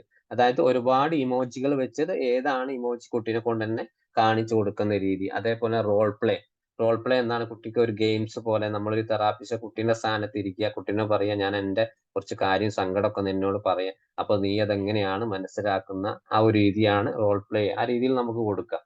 പിന്നെ സെൽഫ് സെൽഫ് വർത്ത് ഡെവലപ്മെന്റിലേക്ക് വരുന്ന സമയത്ത് എന്താണ് അവിടെ നമ്മൾ എന്താണ് കുട്ടിക്ക് മാക്സിമം കുട്ടിയുടെ മാറ്റം വരുന്ന പ്രശ്നങ്ങൾ എന്തൊക്കെയാണ്, അതായത് യഥാർത്ഥത്തിൽ കുട്ടിക്ക് എവിടെയാണ് വീക്ക് ഉള്ളത്, ഏത് രീതിയിലേക്കാണ് നമുക്ക് മുന്നോട്ട്, പഠനത്തിലാണോ അല്ലെങ്കിൽ ബിഹേവിയർ ആണോ മാറ്റേണ്ടത് എന്നുള്ളത് അതിനനുസരിച്ചായിരിക്കും കുട്ടിക്ക് സപ്പോർട്ട് കൊടുക്കും. ഇനി പഠനത്തിലാണെങ്കിൽ എന്താണ് നമ്മൾ നല്ല ലെസൺ പ്ലാനുകൾ ഉണ്ടാക്കുക, കുട്ടീന്റെ പഠനത്തിനനുസരിച്ച് സപ്പോർട്ട് ചെയ്യുക.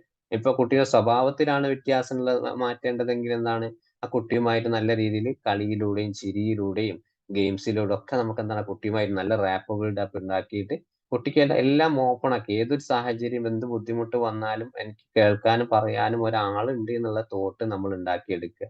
പിന്നെ മാക്സിമം എന്താണ് ഈ ഒരു പ്രോസസ്സിങ്ങിൽ നമ്മുടെ ഈ ഒരു കൗൺസിൽ പാരന്റിനെ ഉൾപ്പെടുത്തുക എന്നുള്ളതാണ്. അവരെ കുട്ടീനെ കുറിച്ച് കുറ്റം പറയാൻ മാത്രമായിരിക്കരുത് നമ്മൾ മുമ്പിൽ കൗൺസിലിംഗ് വരേണ്ടത്. എത്ര പിന്നെ സെഷന് നിങ്ങൾ കൊടുത്താലും 6 or 7 സെഷൻ നിങ്ങൾ കൊടുത്താലും ആ സെഷനിലൊക്കെ പാരന്റ് വരാൻ, അല്ലെങ്കിൽ കുട്ടിയുടെ കൂടെ നിർബന്ധമായിട്ട് വരാൻ, അല്ല എന്താണ് നമ്മൾ കുട്ടീനെ അവിടെ ഏൽപ്പിച്ചിട്ട് പാരന്റ് വിട്ടു പോവുക, അതൊന്നും എന്താണ് ഈ ഒരു തെറാപ്പിക്ക് എഫക്റ്റീവ് ആയിക്കൊള്ളണമെന്നില്ല. പിന്നെ അതേപോലെ എന്താണ് ഈ ഒരു കുട്ടിക്ക് എപ്പോഴാണ് ആവശ്യം വരുന്നത്. പലതരത്തിലുള്ള ടൂൾസുകൾ നമ്മൾ കമ്പൈൻ ആയിട്ട് ഉപയോഗിക്കാം. CBT ഉപയോഗിക്കാം, അതേപോലെ പ്ലേ തെറാപ്പി ഉപയോഗിക്കാം, അതേപോലെ മറ്റുള്ള സ്പെഷ്യൽ എഡ്യൂക്കേഷൻ ടീമിൻസിന്റെ കുറച്ച് കാര്യങ്ങൾ ഈ ഇതിലേക്ക് നമുക്ക് ഉപയോഗിക്കാം. പിന്നെ ഒക്കുപേഷണൽ തെറാപ്പികൾ ഉപയോഗിക്കാം. കുട്ടിക്ക് ആവശ്യമായിട്ടുള്ളതൊക്കെ നമുക്ക് ഉപയോഗിക്കാം. അവിടെ 2 തരത്തിലുള്ള ഒരു മെത്തേഡാണ്. ഒന്ന് എന്താണ്, ഇന്റർഗ്രേറ്റഡ് സൈക്കോളജിക്കൽ തെറാപ്പി. ഏത് തെറാപ്പിയിൽ നിന്നും നമുക്ക് എന്താണ് വ്യത്യസ്തമായിട്ടുള്ള കുറച്ച് കാര്യങ്ങൾ എടുക്കുക.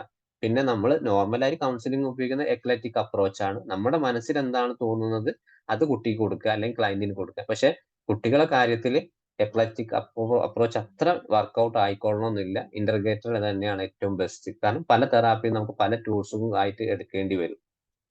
പിന്നെ ഇതിൽ ഇനി അടുത്തത് ഒരു തെറാപ്യൂട്ടിക് പ്രോസസ്സിംഗ് ആണ്. എങ്ങനെയാണ് നമ്മൾ കറക്റ്റ് ആയിട്ട് ഒരു പ്രോസസ്സിംഗിലേക്ക് എങ്ങനെയാണ് കടന്നു പോവുക. അപ്പോ ഇവിടെ പറഞ്ഞതുപോലെ കുട്ടികൾക്കിടയിൽ നമുക്ക് ഏറ്റവും കൂടുതൽ അവരുടെ ഇമോഷൻ ചുറ്റുപാടുകൾക്ക് ഉണ്ടാകുന്ന ബുദ്ധിമുട്ടുകൾ, അവരുടെ കുടുംബത്തിൽ നിന്നുണ്ടാകുന്ന ബുദ്ധിമുട്ടുകൾ, ക്ലാസ്സുകൾക്ക് ഉണ്ടാകുന്ന ബുദ്ധിമുട്ടുകളൊക്കെ നമ്മൾ ഏകദേശം വന്ന് മനസ്സിലാക്കിയിട്ട് ആ രീതിയിലായിരിക്കണം പ്രോസസ്സിങ് പോവേണ്ടത്. അപ്പോ അവരുടെ ഇമോഷൻസുകൾ മനസ്സിലാക്കുക, പിന്നെ അതിനനുസരിച്ച് അവർക്ക് അവിടെ റിയൽ ലൈഫുമായിട്ട് കണക്ട് ചെയ്യുക. കാരണം നമ്മൾ കൊടുക്കുന്ന പ്ലേ തെറാപ്പിയോ ആർട്ട് തെറാപ്പിയോ ഒക്കെ ആണെങ്കിൽ എന്താണ്, അവർക്ക് അതിനനുസരിച്ചിട്ടാണ് വരച്ചു കൊടുത്തിട്ടും അവരുടെ സങ്കടങ്ങൾ കാണിച്ചു കൊടുത്തിട്ടും ഒക്കെ ആയിരിക്കണം നമ്മൾ ഈ ഒരു തെറാപ്പി അവർക്ക് ചെയ്യേണ്ടത്. പിന്നെ എത്ര പ്രശ്നമായിട്ടുള്ള ഒരു പെരുമാറ്റം അവരുടെ ലൈഫിൽ ഉണ്ട് കഴിഞ്ഞാലും എത്ര കാണിച്ചാലും ഇപ്പൊ എന്താണ്, നമ്മൾ അതിന്റെ കൂടെ നിന്നിട്ട് ഇതൊക്കെ എല്ലാ കുട്ടികളും കാണിക്കുന്നതാണ്, ഇതൊക്കെ നമുക്ക് മാറ്റിയെടുക്കാൻ പറ്റുന്ന കാര്യങ്ങളാണ്. അവിടെ എന്താണ്, നമ്മളെ പ്രൊഫഷൻ കീപ്പ് ചെയ്തു, കുട്ടിയോടുള്ള ആ സന്തോഷവും സ്നേഹവും ഒക്കെ നമുക്ക് അവിടെ കീപ്പ് ചെയ്യാൻ പറ്റും. അതേ സമയത്ത് നിനക്ക് എന്തെങ്കിലും ബുദ്ധിമുട്ടുണ്ടാ പറഞ്ഞോ, ഞാൻ ആരോട് പറയൂല, നീ പറഞ്ഞോ, നിന്റെ കാര്യങ്ങളൊക്കെ എന്നോട് പറഞ്ഞേ പറ്റൂ എന്ന് നമ്മുടെ വാശിയോട് കുട്ടി സംസാരിക്കുന്ന സമയത്ത് കുട്ടി ഒന്നും പറയാനുള്ള സാഹചര്യം ഉണ്ടാവില്ല. അപ്പോ ഇങ്ങനൊക്കെ സാഹചര്യങ്ങൾ വരുന്ന സമയത്ത് അവിടെ നമ്മൾ എന്താണ്, നമ്മളും കുട്ടിയെ പോലെ ആവുക, അവർക്ക് എന്താണ് വേണ്ടത് അതിനനുസരിച്ച് പോവുക എന്നുള്ളതാണ്.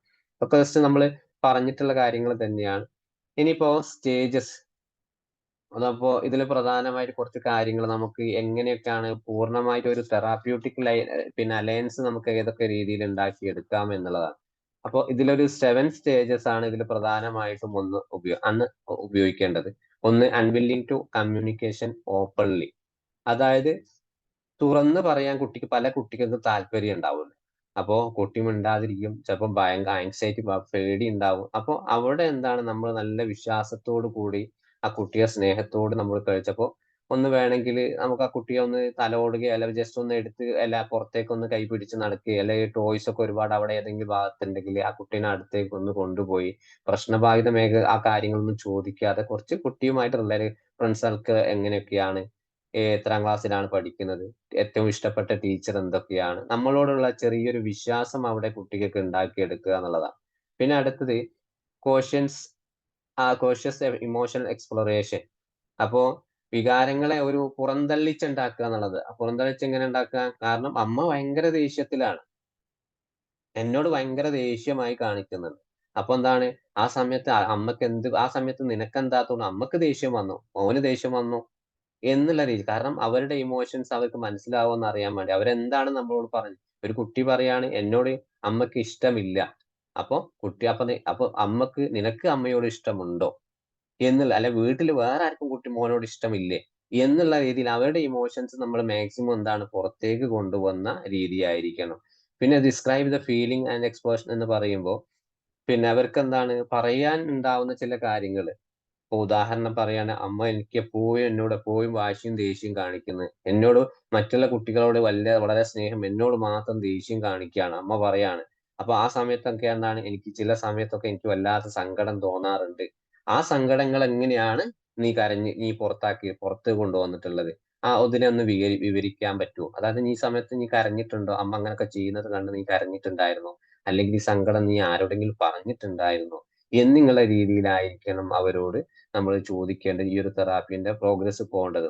പിന്നെ അതേപോലെ അവർക്ക് സ്വന്തമായിട്ട് ഈ ഒരു ഫീലിങ്സിനെ സ്വന്തമായിട്ട് അവരൊരു പേരിടാൻ കഴിയണം. കാരണം അവര് അനുഭവിക്കുന്ന ബുദ്ധിമുട്ട്, പല കുട്ടികൾക്ക് ചിലപ്പോ നിനക്ക് സങ്കടമാണെന്ന് ചോദിച്ചോ, അല്ലെങ്കിൽ കരച്ചിലാണോ, അല്ലെങ്കിൽ പേടിയാണോ, ഇമോഷൻസ് അല്ല ആങ്സൈറ്റി ആണോ, ഇതൊക്കെ നമ്മൾ ചോദിക്കുമ്പോൾ ഇതിൽ ഏതാണ് എന്ന് നമുക്ക് ആ കുട്ടിക്ക് തിരിച്ചറിയാനുള്ള അവിടെ എന്താണ്, നമ്മൾ ഫീലിംഗ് ചാർട്ടുകൾ ഉപയോഗിച്ചിട്ട് കുട്ടിയോട് സ്വയമായിട്ട് എന്താണ് റിഫ്ലക്ട് ചെയ്യാൻ പറയണം. ആ സമയത്ത് എനിക്ക് ഇതാണ് തോന്നിയിട്ടുള്ളത് എന്ന് ഒരു പ്രാക്ടിക്കൽ ലെവല് പോലെ ആ കുട്ടിയുടെ ആ ഒരു തെറാപ്പി സെഷനിലേക്ക് നമ്മൾ കൊണ്ടുവരിക. പിന്നെ ഫൈനലി ആയിട്ട് നോക്കുമ്പോൾ ഡീപ്പ് എക്സ്പ്ലോറേഷൻ എന്ന് പറയുമ്പോൾ അവരുടെ സ്വഭാവത്തിലൊക്കെ എന്താണ് വളരെയധികം മാറ്റങ്ങൾ പതിയെ പതിയെ വന്നു തുടങ്ങിയാൽ അവരെ സ്വയമായിട്ട് അവർ പറഞ്ഞു തുടങ്ങണം. ഞാൻ കുറച്ച് വികൃതിയുള്ള കുട്ടിയൊക്കെ തന്നെ ആയിരുന്നു, പക്ഷെ എനിക്കിപ്പോ പല സിറ്റുവേഷനും ഒക്കെ ആക്സെപ്റ്റ് ചെയ്യാൻ പറ്റും. എനിക്ക് ഇവിടെ വന്നതിന് ശേഷം കുറെയൊക്കെ ഒന്ന് ആക്സെപ്റ്റ് ചെയ്യാൻ പറ്റി മനസ്സിലായി തുടങ്ങിയിട്ടുണ്ട്. അതുവരെ നമ്മൾ എന്താണ് ആ കുട്ടിയെ നമ്മൾ കൊണ്ടുപോകണം. അപ്പോ ആ കൊണ്ടുപോകുന്ന സമയത്ത് എന്താണ് നമുക്ക് അതിനു മുമ്പ് നമ്മൾ കുട്ടികളായിട്ട് നിൽക്കുക, അവർക്ക് ഉപയോഗിക്കേണ്ട കാര്യങ്ങളൊക്കെ പറഞ്ഞു കൊടുക്കുക. കൂടുതലായി ഗെയിംസ് ആയിരിക്കണം വേണ്ടത്. പിന്നെ അതിന്റെ കൂടെ തന്നെ ഫൈനലി നോക്കുന്ന സമയത്ത് ഈ ഒരു ചിന്ത അവർക്ക് വേണം, ഞാനൊരു ബാഡ് അല്ല, എനിക്കും ചില കാര്യങ്ങളൊക്കെ മനസ്സിലാക്കും, എനിക്കും പഠിക്കാനൊക്കെ കഴിവുള്ള കുട്ടിയാണ് എന്നുള്ള രീതിയിലേക്കും നമുക്ക് എന്താണ് അവരെ ഈ ഒരു കുട്ടി കൊണ്ടുവരിക.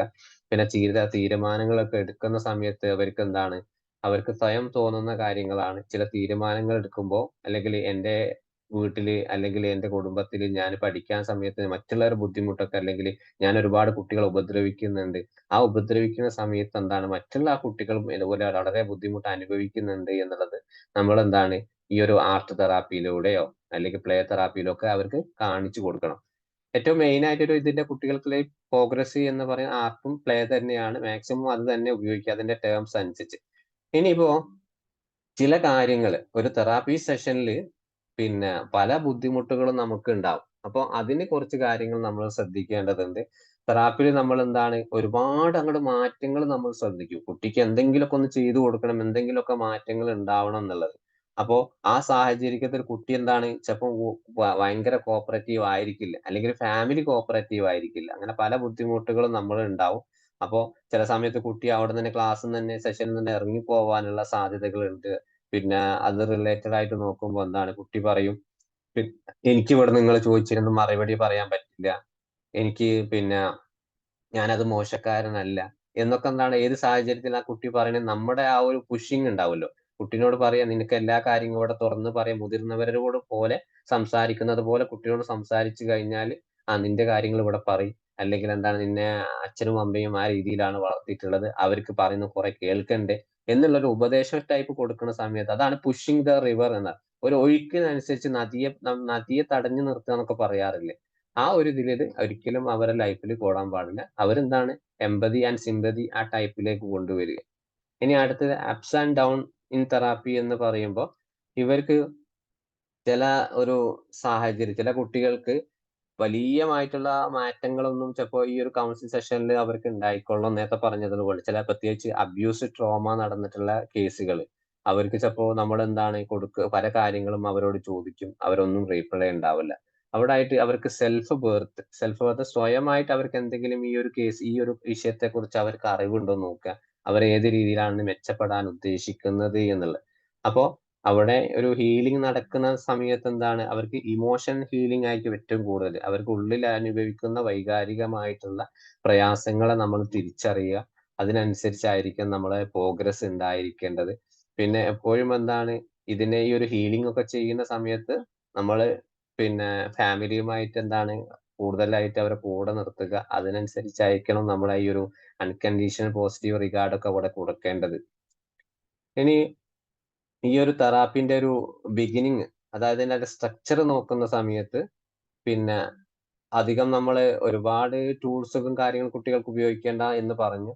എങ്കിൽ പോലും ആ ഒരു ലൈഫിലേക്ക് അവർക്ക് പ്രധാനമായിട്ട് നമ്മൾ മനസ്സിലാക്കേണ്ടത്, കുട്ടികളുമായിട്ട് സംസാരിക്കുമ്പോൾ ഒരു ഫ്രെയിം വർക്കോട് കൂടി സംസാരിക്കണം. അതായത് പിന്നെ സമയം നമ്മൾ കുട്ടികളോട് പറഞ്ഞു കഴിഞ്ഞാൽ അവർക്ക് സ്ഥിരമായിട്ടൊരു കുട്ടിനോട് കാര്യം നാളെ സമയത്ത് ഇന്ന സമയത്ത് കൗൺസിലിംഗ് സെഷൻ ഉണ്ട് എന്ന് പറയുക. അപ്പൊ ആ കുട്ടി ഇതപ്പോ പല കാരണങ്ങൾ കുട്ടി നമ്മൾ പറഞ്ഞിട്ട് നാളെ വരണ്ട, മറ്റന്നാൾ വന്നാൽ മതി. ഇപ്പൊ റെമഡിയേഷൻ ആണെങ്കിൽ ഇതപ്പോ നമുക്ക് ഒരുപാട് സെഷനുകൾ ഉണ്ടാവും. അപ്പൊ കുട്ടിനോട് പറയാണ് നാളെ നിങ്ങൾ വരണ്ട, ഇനി മറ്റന്നാൾ ഇന്ന സമയം മാറ്റി. ഇതൊക്കെ കുട്ടീന്റെ ആ ഒരു സ്വഭാവത്തിനെ ബാധിക്കാനുള്ള കാരണങ്ങളുണ്ട്. അതൊക്കെ മാക്സിമം ഒഴിവാക്കുക. പിന്നെ തുടങ്ങുന്ന സമയം എപ്പോഴാണ് അല്ലെങ്കിൽ അവസാനിപ്പിക്കുന്ന സമയം എത്ര മിനിറ്റ്, അതൊക്കെ കുട്ടീനോട് പറയാം. തുടക്കം നമുക്ക് ഇന്ന് അരമണിക്കൂറാണ് ഇന്ന് ക്ലാസ് സെഷൻ ഉള്ളത്.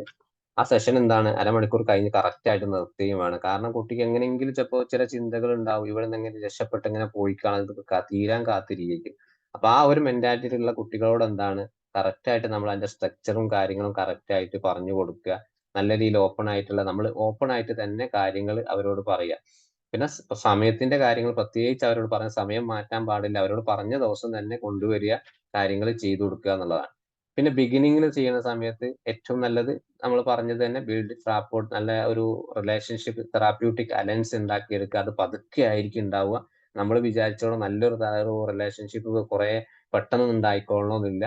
അപ്പൊ അതിനനുസരിച്ച് എന്താ ഉണ്ടാവണമെങ്കിൽ പ്ലേ തെറാപ്പി, അതേപോലെ ഡ്രോയിങ്സ്, നല്ല നല്ല കഥകൾ കുട്ടിക്ക് മനസ്സിലാവുന്ന രീതിയിൽ, അല്ലെ കുട്ടീനെ കുറിച്ചൊരു കഥ, ഒരു പിക്ചർ ഇമേജ് കാണിച്ചു കൊടുത്ത് ഇതിൽ നിന്നും നിനക്ക് എന്താണ് മനസ്സിലാകുന്നത്, ഇതൊക്കെ എന്താ കുട്ടിയുമായിട്ട് സംസാരിച്ച് കഴിഞ്ഞാൽ എന്താണ് ആ പതിയെ പതിയെ നമുക്ക് എന്താണ് ആ ഒരു പ്രോബ്ലമാറ്റിക് ഉള്ള സിറ്റുവേഷനിലേക്ക് നമുക്ക് കൊണ്ടുപോകാൻ പറ്റും. പിന്നെ അതേപോലെ ഒരു പിന്നെ ഒരിക്കലും എന്താണ് തെറാപ്പിസ്റ്റ് എന്ന നിലയിൽ എന്താണ് കുട്ടീനെ പൂർണ്ണമായിട്ടും എന്തൊക്കെയാണ് പ്രശ്നങ്ങൾ പറഞ്ഞതനുസരിച്ച് നമ്മൾ ഇങ്ങനെ അത് ചെയ്താൽ മതി, ഇത് ചെയ്താൽ മതി ഉപദേശങ്ങൾ കൊടുക്കുന്നതിന് പകരം ആ കുട്ടിക്ക് എന്താണ് ഇങ്ങനെയൊക്കെ ചെയ്തൂടെ, നിനക്ക് ഏതൊക്കെയാണ് പുതിയ കാര്യങ്ങൾ, പുതിയതായിട്ട് എന്തെങ്കിലും ഐഡിയാസ് ഉണ്ടോ ഈ ഒരു നിലവിൽ നിന്റെ കാര്യത്തിലൊക്കെ ഒന്ന് മാറ്റിയെടുക്കാൻ, അല്ലെങ്കിൽ എന്താണ് ഇത്രയും കാലം നീ അച്ഛനും അമ്മയും പറയുന്നത് പോലെ അല്ല ജീവിച്ചത്, അല്ലെങ്കിൽ ഇനി നിനക്ക് എന്തെങ്കിലും നല്ലൊരു ഹാപ്പിനെസ് കിട്ടാൻ വേണ്ടിയിട്ട് നിന്റെ അച്ഛനും അമ്മയും ഏതെങ്കിലും രീതി മാറേണ്ട ആവശ്യമുണ്ടോ? ഇതൊക്കെ എന്താണ് ബിഹേവിയർ ഇഷ്യൂസ് ഉള്ള കുട്ടികൾക്കിടയിൽ നമ്മൾ കൊടുത്തു കഴിഞ്ഞാൽ അവര് ചിന്തിച്ചു തുടങ്ങും, ഞാനാണോ പ്രശ്നം അല്ലെങ്കിൽ അച്ഛന്റെ പാരന്റ് ആണോ യഥാർത്ഥത്തിൽ പ്രശ്നക്കാര് എന്നുള്ളതിൽ. ഇതൊക്കെ എന്താണ് നമുക്ക് ആക്റ്റീവ് ബേസ്ഡ് ആയിട്ട് അവർക്ക് കൊടുക്കാം. പിന്നെ അസസ്മെന്റ് ഇതിൽ എന്തൊക്കെയാണ് അസസ്മെന്റ് എന്ന് പറയുന്നത് പ്രധാനമായിട്ട് ഫീലിംഗ് ചാർട്ട് തന്നെയാണ്. വിഷ്വൽസ് പരമായി കുട്ടി കാണുന്ന രീതിയിൽ അത് ഐഡന്റിഫൈ ചെയ്യണം. എക്സ്പ്രസ് ഇമോഷൻസിന് വേണ്ടിയിട്ടാണ് ഈ ഒരു ഫീലിംഗ് ചാർട്ട് ഉപയോഗിക്കുന്നത്. പിന്നെ ഡ്രോയിങ് ഇന്റർപ്രിട്ടേഷൻ എന്ന് പറയുന്നത് കുട്ടികൾ ഉപയോഗിക്കുന്ന ആർട്സ് ബേസ് ആയിട്ടുള്ള ആക്ടിവിറ്റീസുകളാണ്. പിന്നെ പാരന്റ് ഇൻപുട്ട് എന്ന് പറയുന്നത് കുട്ടിയും പാരന്റും ഈ ഒരു ക്ലയന്റ് തെറാപ്പിസ്റ്റും ഒരുമിച്ച് നിന്നിട്ട് എന്തെങ്കിലും വർക്കിൽ ഏർപ്പെടുക എന്നുള്ളതാണ്. ഈ ഒരു സെഷനിൽ തന്നെ ഒരു 5 മിനിറ്റ് എല്ലാവരും ഒരു ഗെയിംസിൽ ഉൾപ്പെടുക, അല്ലെങ്കിൽ എന്തെങ്കിലും വരക്കാൻ, അല്ലെങ്കിൽ വീട്ടിൽ ചെന്ന് തന്നെ പാരന്റ് കുട്ടിയായിട്ട് ഒരുമിച്ചിരിക്കുക, ഇതൊക്കെ നല്ലതാണ്. പിന്നെ പ്ലേ ഒബ്സർവേഷൻ എന്ന് പറയുന്നത് എന്താണ്, ഈ കുട്ടി നമ്മൾ സംസാരിക്കുന്ന സമയത്തും കുട്ടി കളിക്കുന്ന സമയത്തും പൂർണ്ണമായിട്ടും ആ ഒരു ഗെയിംസിലേക്ക് കുട്ടി വരുന്നുണ്ടോ, കൊടുക്കുന്ന ടോയ്സ് കുട്ടിക്ക് കറക്റ്റ് ആയിട്ട് മനസ്സിലായി അതിനോട് കുട്ടി കളിക്കുന്നുണ്ടോ എന്നുള്ള രീതിയിലൊക്കെ ആയിരിക്കണം നമ്മുടെ ഒബ്സർവേഷൻ ഉണ്ടായിരിക്കേണ്ടത്. പിന്നെ തെറാപ്പിസ്റ്റ് നോട്ട്, നമ്മളെപ്പോഴും എന്താണ് നമുക്ക് ഈ കുട്ടിയെ കുറിച്ച് എന്താണ് മനസ്സിലായിട്ടുള്ളത് ആ കുട്ടിയുമായിട്ട് ഡോക്യുമെന്റേഷൻ പാറ്റേൺ കറക്റ്റ് ആയിട്ട് നമ്മൾ ഉപയോഗിക്കണം. അതിന്റെ എന്തൊക്കെ പ്രോഗ്രസ് ഉണ്ട് കൺസിസ്റ്റന്റ് ആയിട്ട് ഫോളോ ചെയ്യണം. എന്താ കൺസെന്റ് ഫോം ഫാമിലിസിനെ കൊണ്ട് ഉപയോഗിക്കണം, ടീച്ചേഴ്സ് ആണെങ്കിൽ ടീച്ചേഴ്സിനെ കൊണ്ട് ഒപ്പിടിപ്പിക്കണം. പിന്നെ കുട്ടികളെ കൊണ്ട് ഏജ്ഡ് കുട്ടികളാണെങ്കിൽ എബോവ് 15 ഒക്കെ ആണെങ്കിൽ കുട്ടികളെ കൊണ്ട് തന്നെ കൺസെന്റ് ഫോം, എല്ലാത്തിനും വെറൈറ്റി സെപ്പറേറ്റ് കൺഫറൻസ് ഫോമുകൾ ഉണ്ട്. അതിൽ പറഞ്ഞിട്ടുള്ള റൂൾസും കാര്യങ്ങളൊക്കെ ക്ലയന്റിനെ കൊണ്ട് പറഞ്ഞ് മനസ്സിൽ വായിച്ചു കൊടുത്ത് അവരെ കൊണ്ട് സൈൻ ചെയ്യിപ്പിക്കണം. എന്നാൽ മാത്രമേ എന്താണ് അവർക്കൊരു സയന്റിഫിക് ആയിട്ട് തോന്നും, ഈ ഒരു ക്ലിനിക്കൽ ലെവലിലാണ് ഞാൻ എത്തിപ്പെട്ടിട്ടുള്ളത്, എന്റെ പ്രയാസങ്ങൾ ഇവിടുന്ന് മാറാനുള്ള സാധ്യതകൾ ഉണ്ട് എന്നുള്ളത്. ഇനിയിപ്പോ ഒരു എൻഡിങ് സെഷനിലേക്ക് ഫൈനലി ആയിട്ട് വരുന്ന സമയത്ത് പല ആളുകൾക്കും പിന്നെ ഇപ്പൊ ഈ ഒരു വിഷയവുമായിട്ട് അല്ലെങ്കിൽ ഈ ഒരു എൻഡിങ് സെഷൻ ഒരു മണിക്കൂർ സെഷൻ ആണെന്നുണ്ടെങ്കിൽ അവരോട് താൽക്കാലികമായിട്ട് അവരോട് പറയുക, നിങ്ങൾക്ക് ഒരു അരമണിക്കൂർ 3/4 മണിക്കൂറൊക്കെ നമ്മൾ എന്തൊക്കെയോ കറങ്ങി ഒരു പ്ലേ തെറാപ്പി ആർട്ട് തെറാപ്പി കൊടുത്തു. അവസാനം കുട്ടിയോട് പറയും 10 മിനിറ്റ് മുമ്പ് നിനക്ക് ഇനി 10 മിനിറ്റും കൂടി ഇവിടെ നിന്നാ മതി കേട്ടോ, അത് കഴിഞ്ഞ് നിനക്ക് പോവാം എന്നുള്ളത് നമ്മൾ എന്താണ് അതൊരു ഈ ഒരു പിന്നെ CBT ഉപയോഗിക്കുന്ന ഓപ്പൺ എൻഡഡ് ക്വസ്റ്റ്യൻ ആണ്. അതായത് ക്ലയന്റിനെ മുൻകൂട്ടി തന്നെ അറിയിക്കുക എന്താണ് പിന്നെ നിങ്ങൾക്ക് സെഷൻ തീരാറായിട്ടുണ്ട്, നിങ്ങൾക്ക് പോവാം എന്നുള്ളത്. അത് ഒരു സിഗ്നൽ നമ്മൾ കാണിക്കുക, കുട്ടിക്ക് ചിലപ്പോൾ ഒരു എനർജറ്റിക് കൂടും, കുട്ടിക്ക് ആ ചെയ്യുന്ന ആക്ടിവിറ്റി ഒക്കെ പെട്ടെന്ന് ചെയ്ത് തീർക്കാൻ തോന്നും. അങ്ങനെ പലതരത്തിൽ നമുക്ക് പറയുന്നതിനെയാണ് ഇത് ഉപയോഗിക്കുന്നത്. പിന്നെ അവർക്ക് എന്താണ് പോകുന്ന സമയത്ത് എന്താണ് വളരെയധികം സേഫ് ആയിട്ടുള്ള ഒരു ഫീലിങ്സ് നമ്മൾ കൊടുക്കുക, ഒന്ന് ചിരിച്ചിട്ടോ ഒരു ബൈയോ ഒരു ടാറ്റയോ കൊടുത്തിട്ട് അവരോട് പറയാ പോകുന്ന സമയത്ത് ഇനിയിപ്പോ എന്നാണ് നീ വരിക, പിന്നെ നിനക്ക് അടുത്ത സെഷനിൽ വീണ്ടും ഇനി തിരിച്ചു വരുമോ, അല്ലെങ്കിൽ ഇങ്ങ് ഇവിടുന്ന് പോയാൽ നമ്മളെ ഓർക്കുവോ എന്നുള്ള കാര്യങ്ങളൊക്കെ കുട്ടിയോട് എന്താണ് ഒരു ഓർമ്മപ്പെടുത്തലായിരിക്കണം. അതൊരു റിലേഷൻഷിപ്പ് ബിൽഡ് ചെയ്യാൻ വേണ്ടി ഒന്നുകൂടി ചെയ്യുന്നതാണ്. പിന്നെ റീഅഷുറൻസ് എന്ന് പറയുന്നത് എന്താണ്, നമ്മൾ വീണ്ടും മീറ്റ് ചെയ്യുമോ എന്നുള്ള ഇടയ്ക്കിടയ്ക്ക് ചോദിക്കേണ്ട ആവശ്യമില്ല. അവർക്ക് തന്നെ ഇവിടെ ഞാൻ ഇടയ്ക്കൊക്കെ വന്നു കഴിഞ്ഞാൽ ഇവർക്ക് എന്നെ കൊണ്ട് എന്തോ നേടാനുണ്ട്, അല്ലെ എന്നെ എന്തോ മാറ്റിയെടുക്കാനുള്ള ചിന്തകളുണ്ട്. പക്ഷെ റീഅഷുറൻസ് നല്ലതാണ്. ഇനി എപ്പോഴാണ് നീ വരിക അതൊക്കെ ഒന്ന് അന്വേഷിക്കാൻ വേണ്ടി ചോദിച്ചെന്നേ ഉള്ളൂ. അടുത്ത സെഷന് അച്ഛനും അമ്മേന്റെ കൂടെ വരണം എന്നുള്ള രീതിയിലായിരിക്കണം പറയേണ്ടത്. പിന്നെ ഈ പറഞ്ഞതുപോലെ തെറാപ്പിയുടെ റിലേഷൻഷിപ്പിൽ നമുക്ക് എന്താണ് വ്യക്തമായിട്ടുള്ള ഒരു പ്ലാന് വേണം. ഒരു സെഷൻ കഴിഞ്ഞു, അടുത്ത സെഷനിലേക്ക് മുമ്പ് തന്നെ എങ്ങനെയാണ് കുട്ടിക്ക് പൂർണ്ണമായിട്ട് ഒരു തെറാപ്പി കൊടുക്കേണ്ടത്, ഏതൊക്കെ രീതിയിലാണ് ആ കുട്ടിയെ മനസ്സിലാക്കിയിട്ട് വെച്ചിട്ട് നമ്മൾ അതിനനുസരിച്ചിട്ടായിരിക്കും പ്ലാനിങ് ഉണ്ടാക്കി കൊടുക്കേണ്ടത്. പിന്നെ മാക്സിമം ആ കുട്ടീനെ ഹെൽപ്പ് ചെയ്യുക, പാരന്റിനെ ഹെൽപ്പ് ചെയ്യുക എന്നുള്ളതല്ല നമ്മുടെ ലക്ഷ്യം.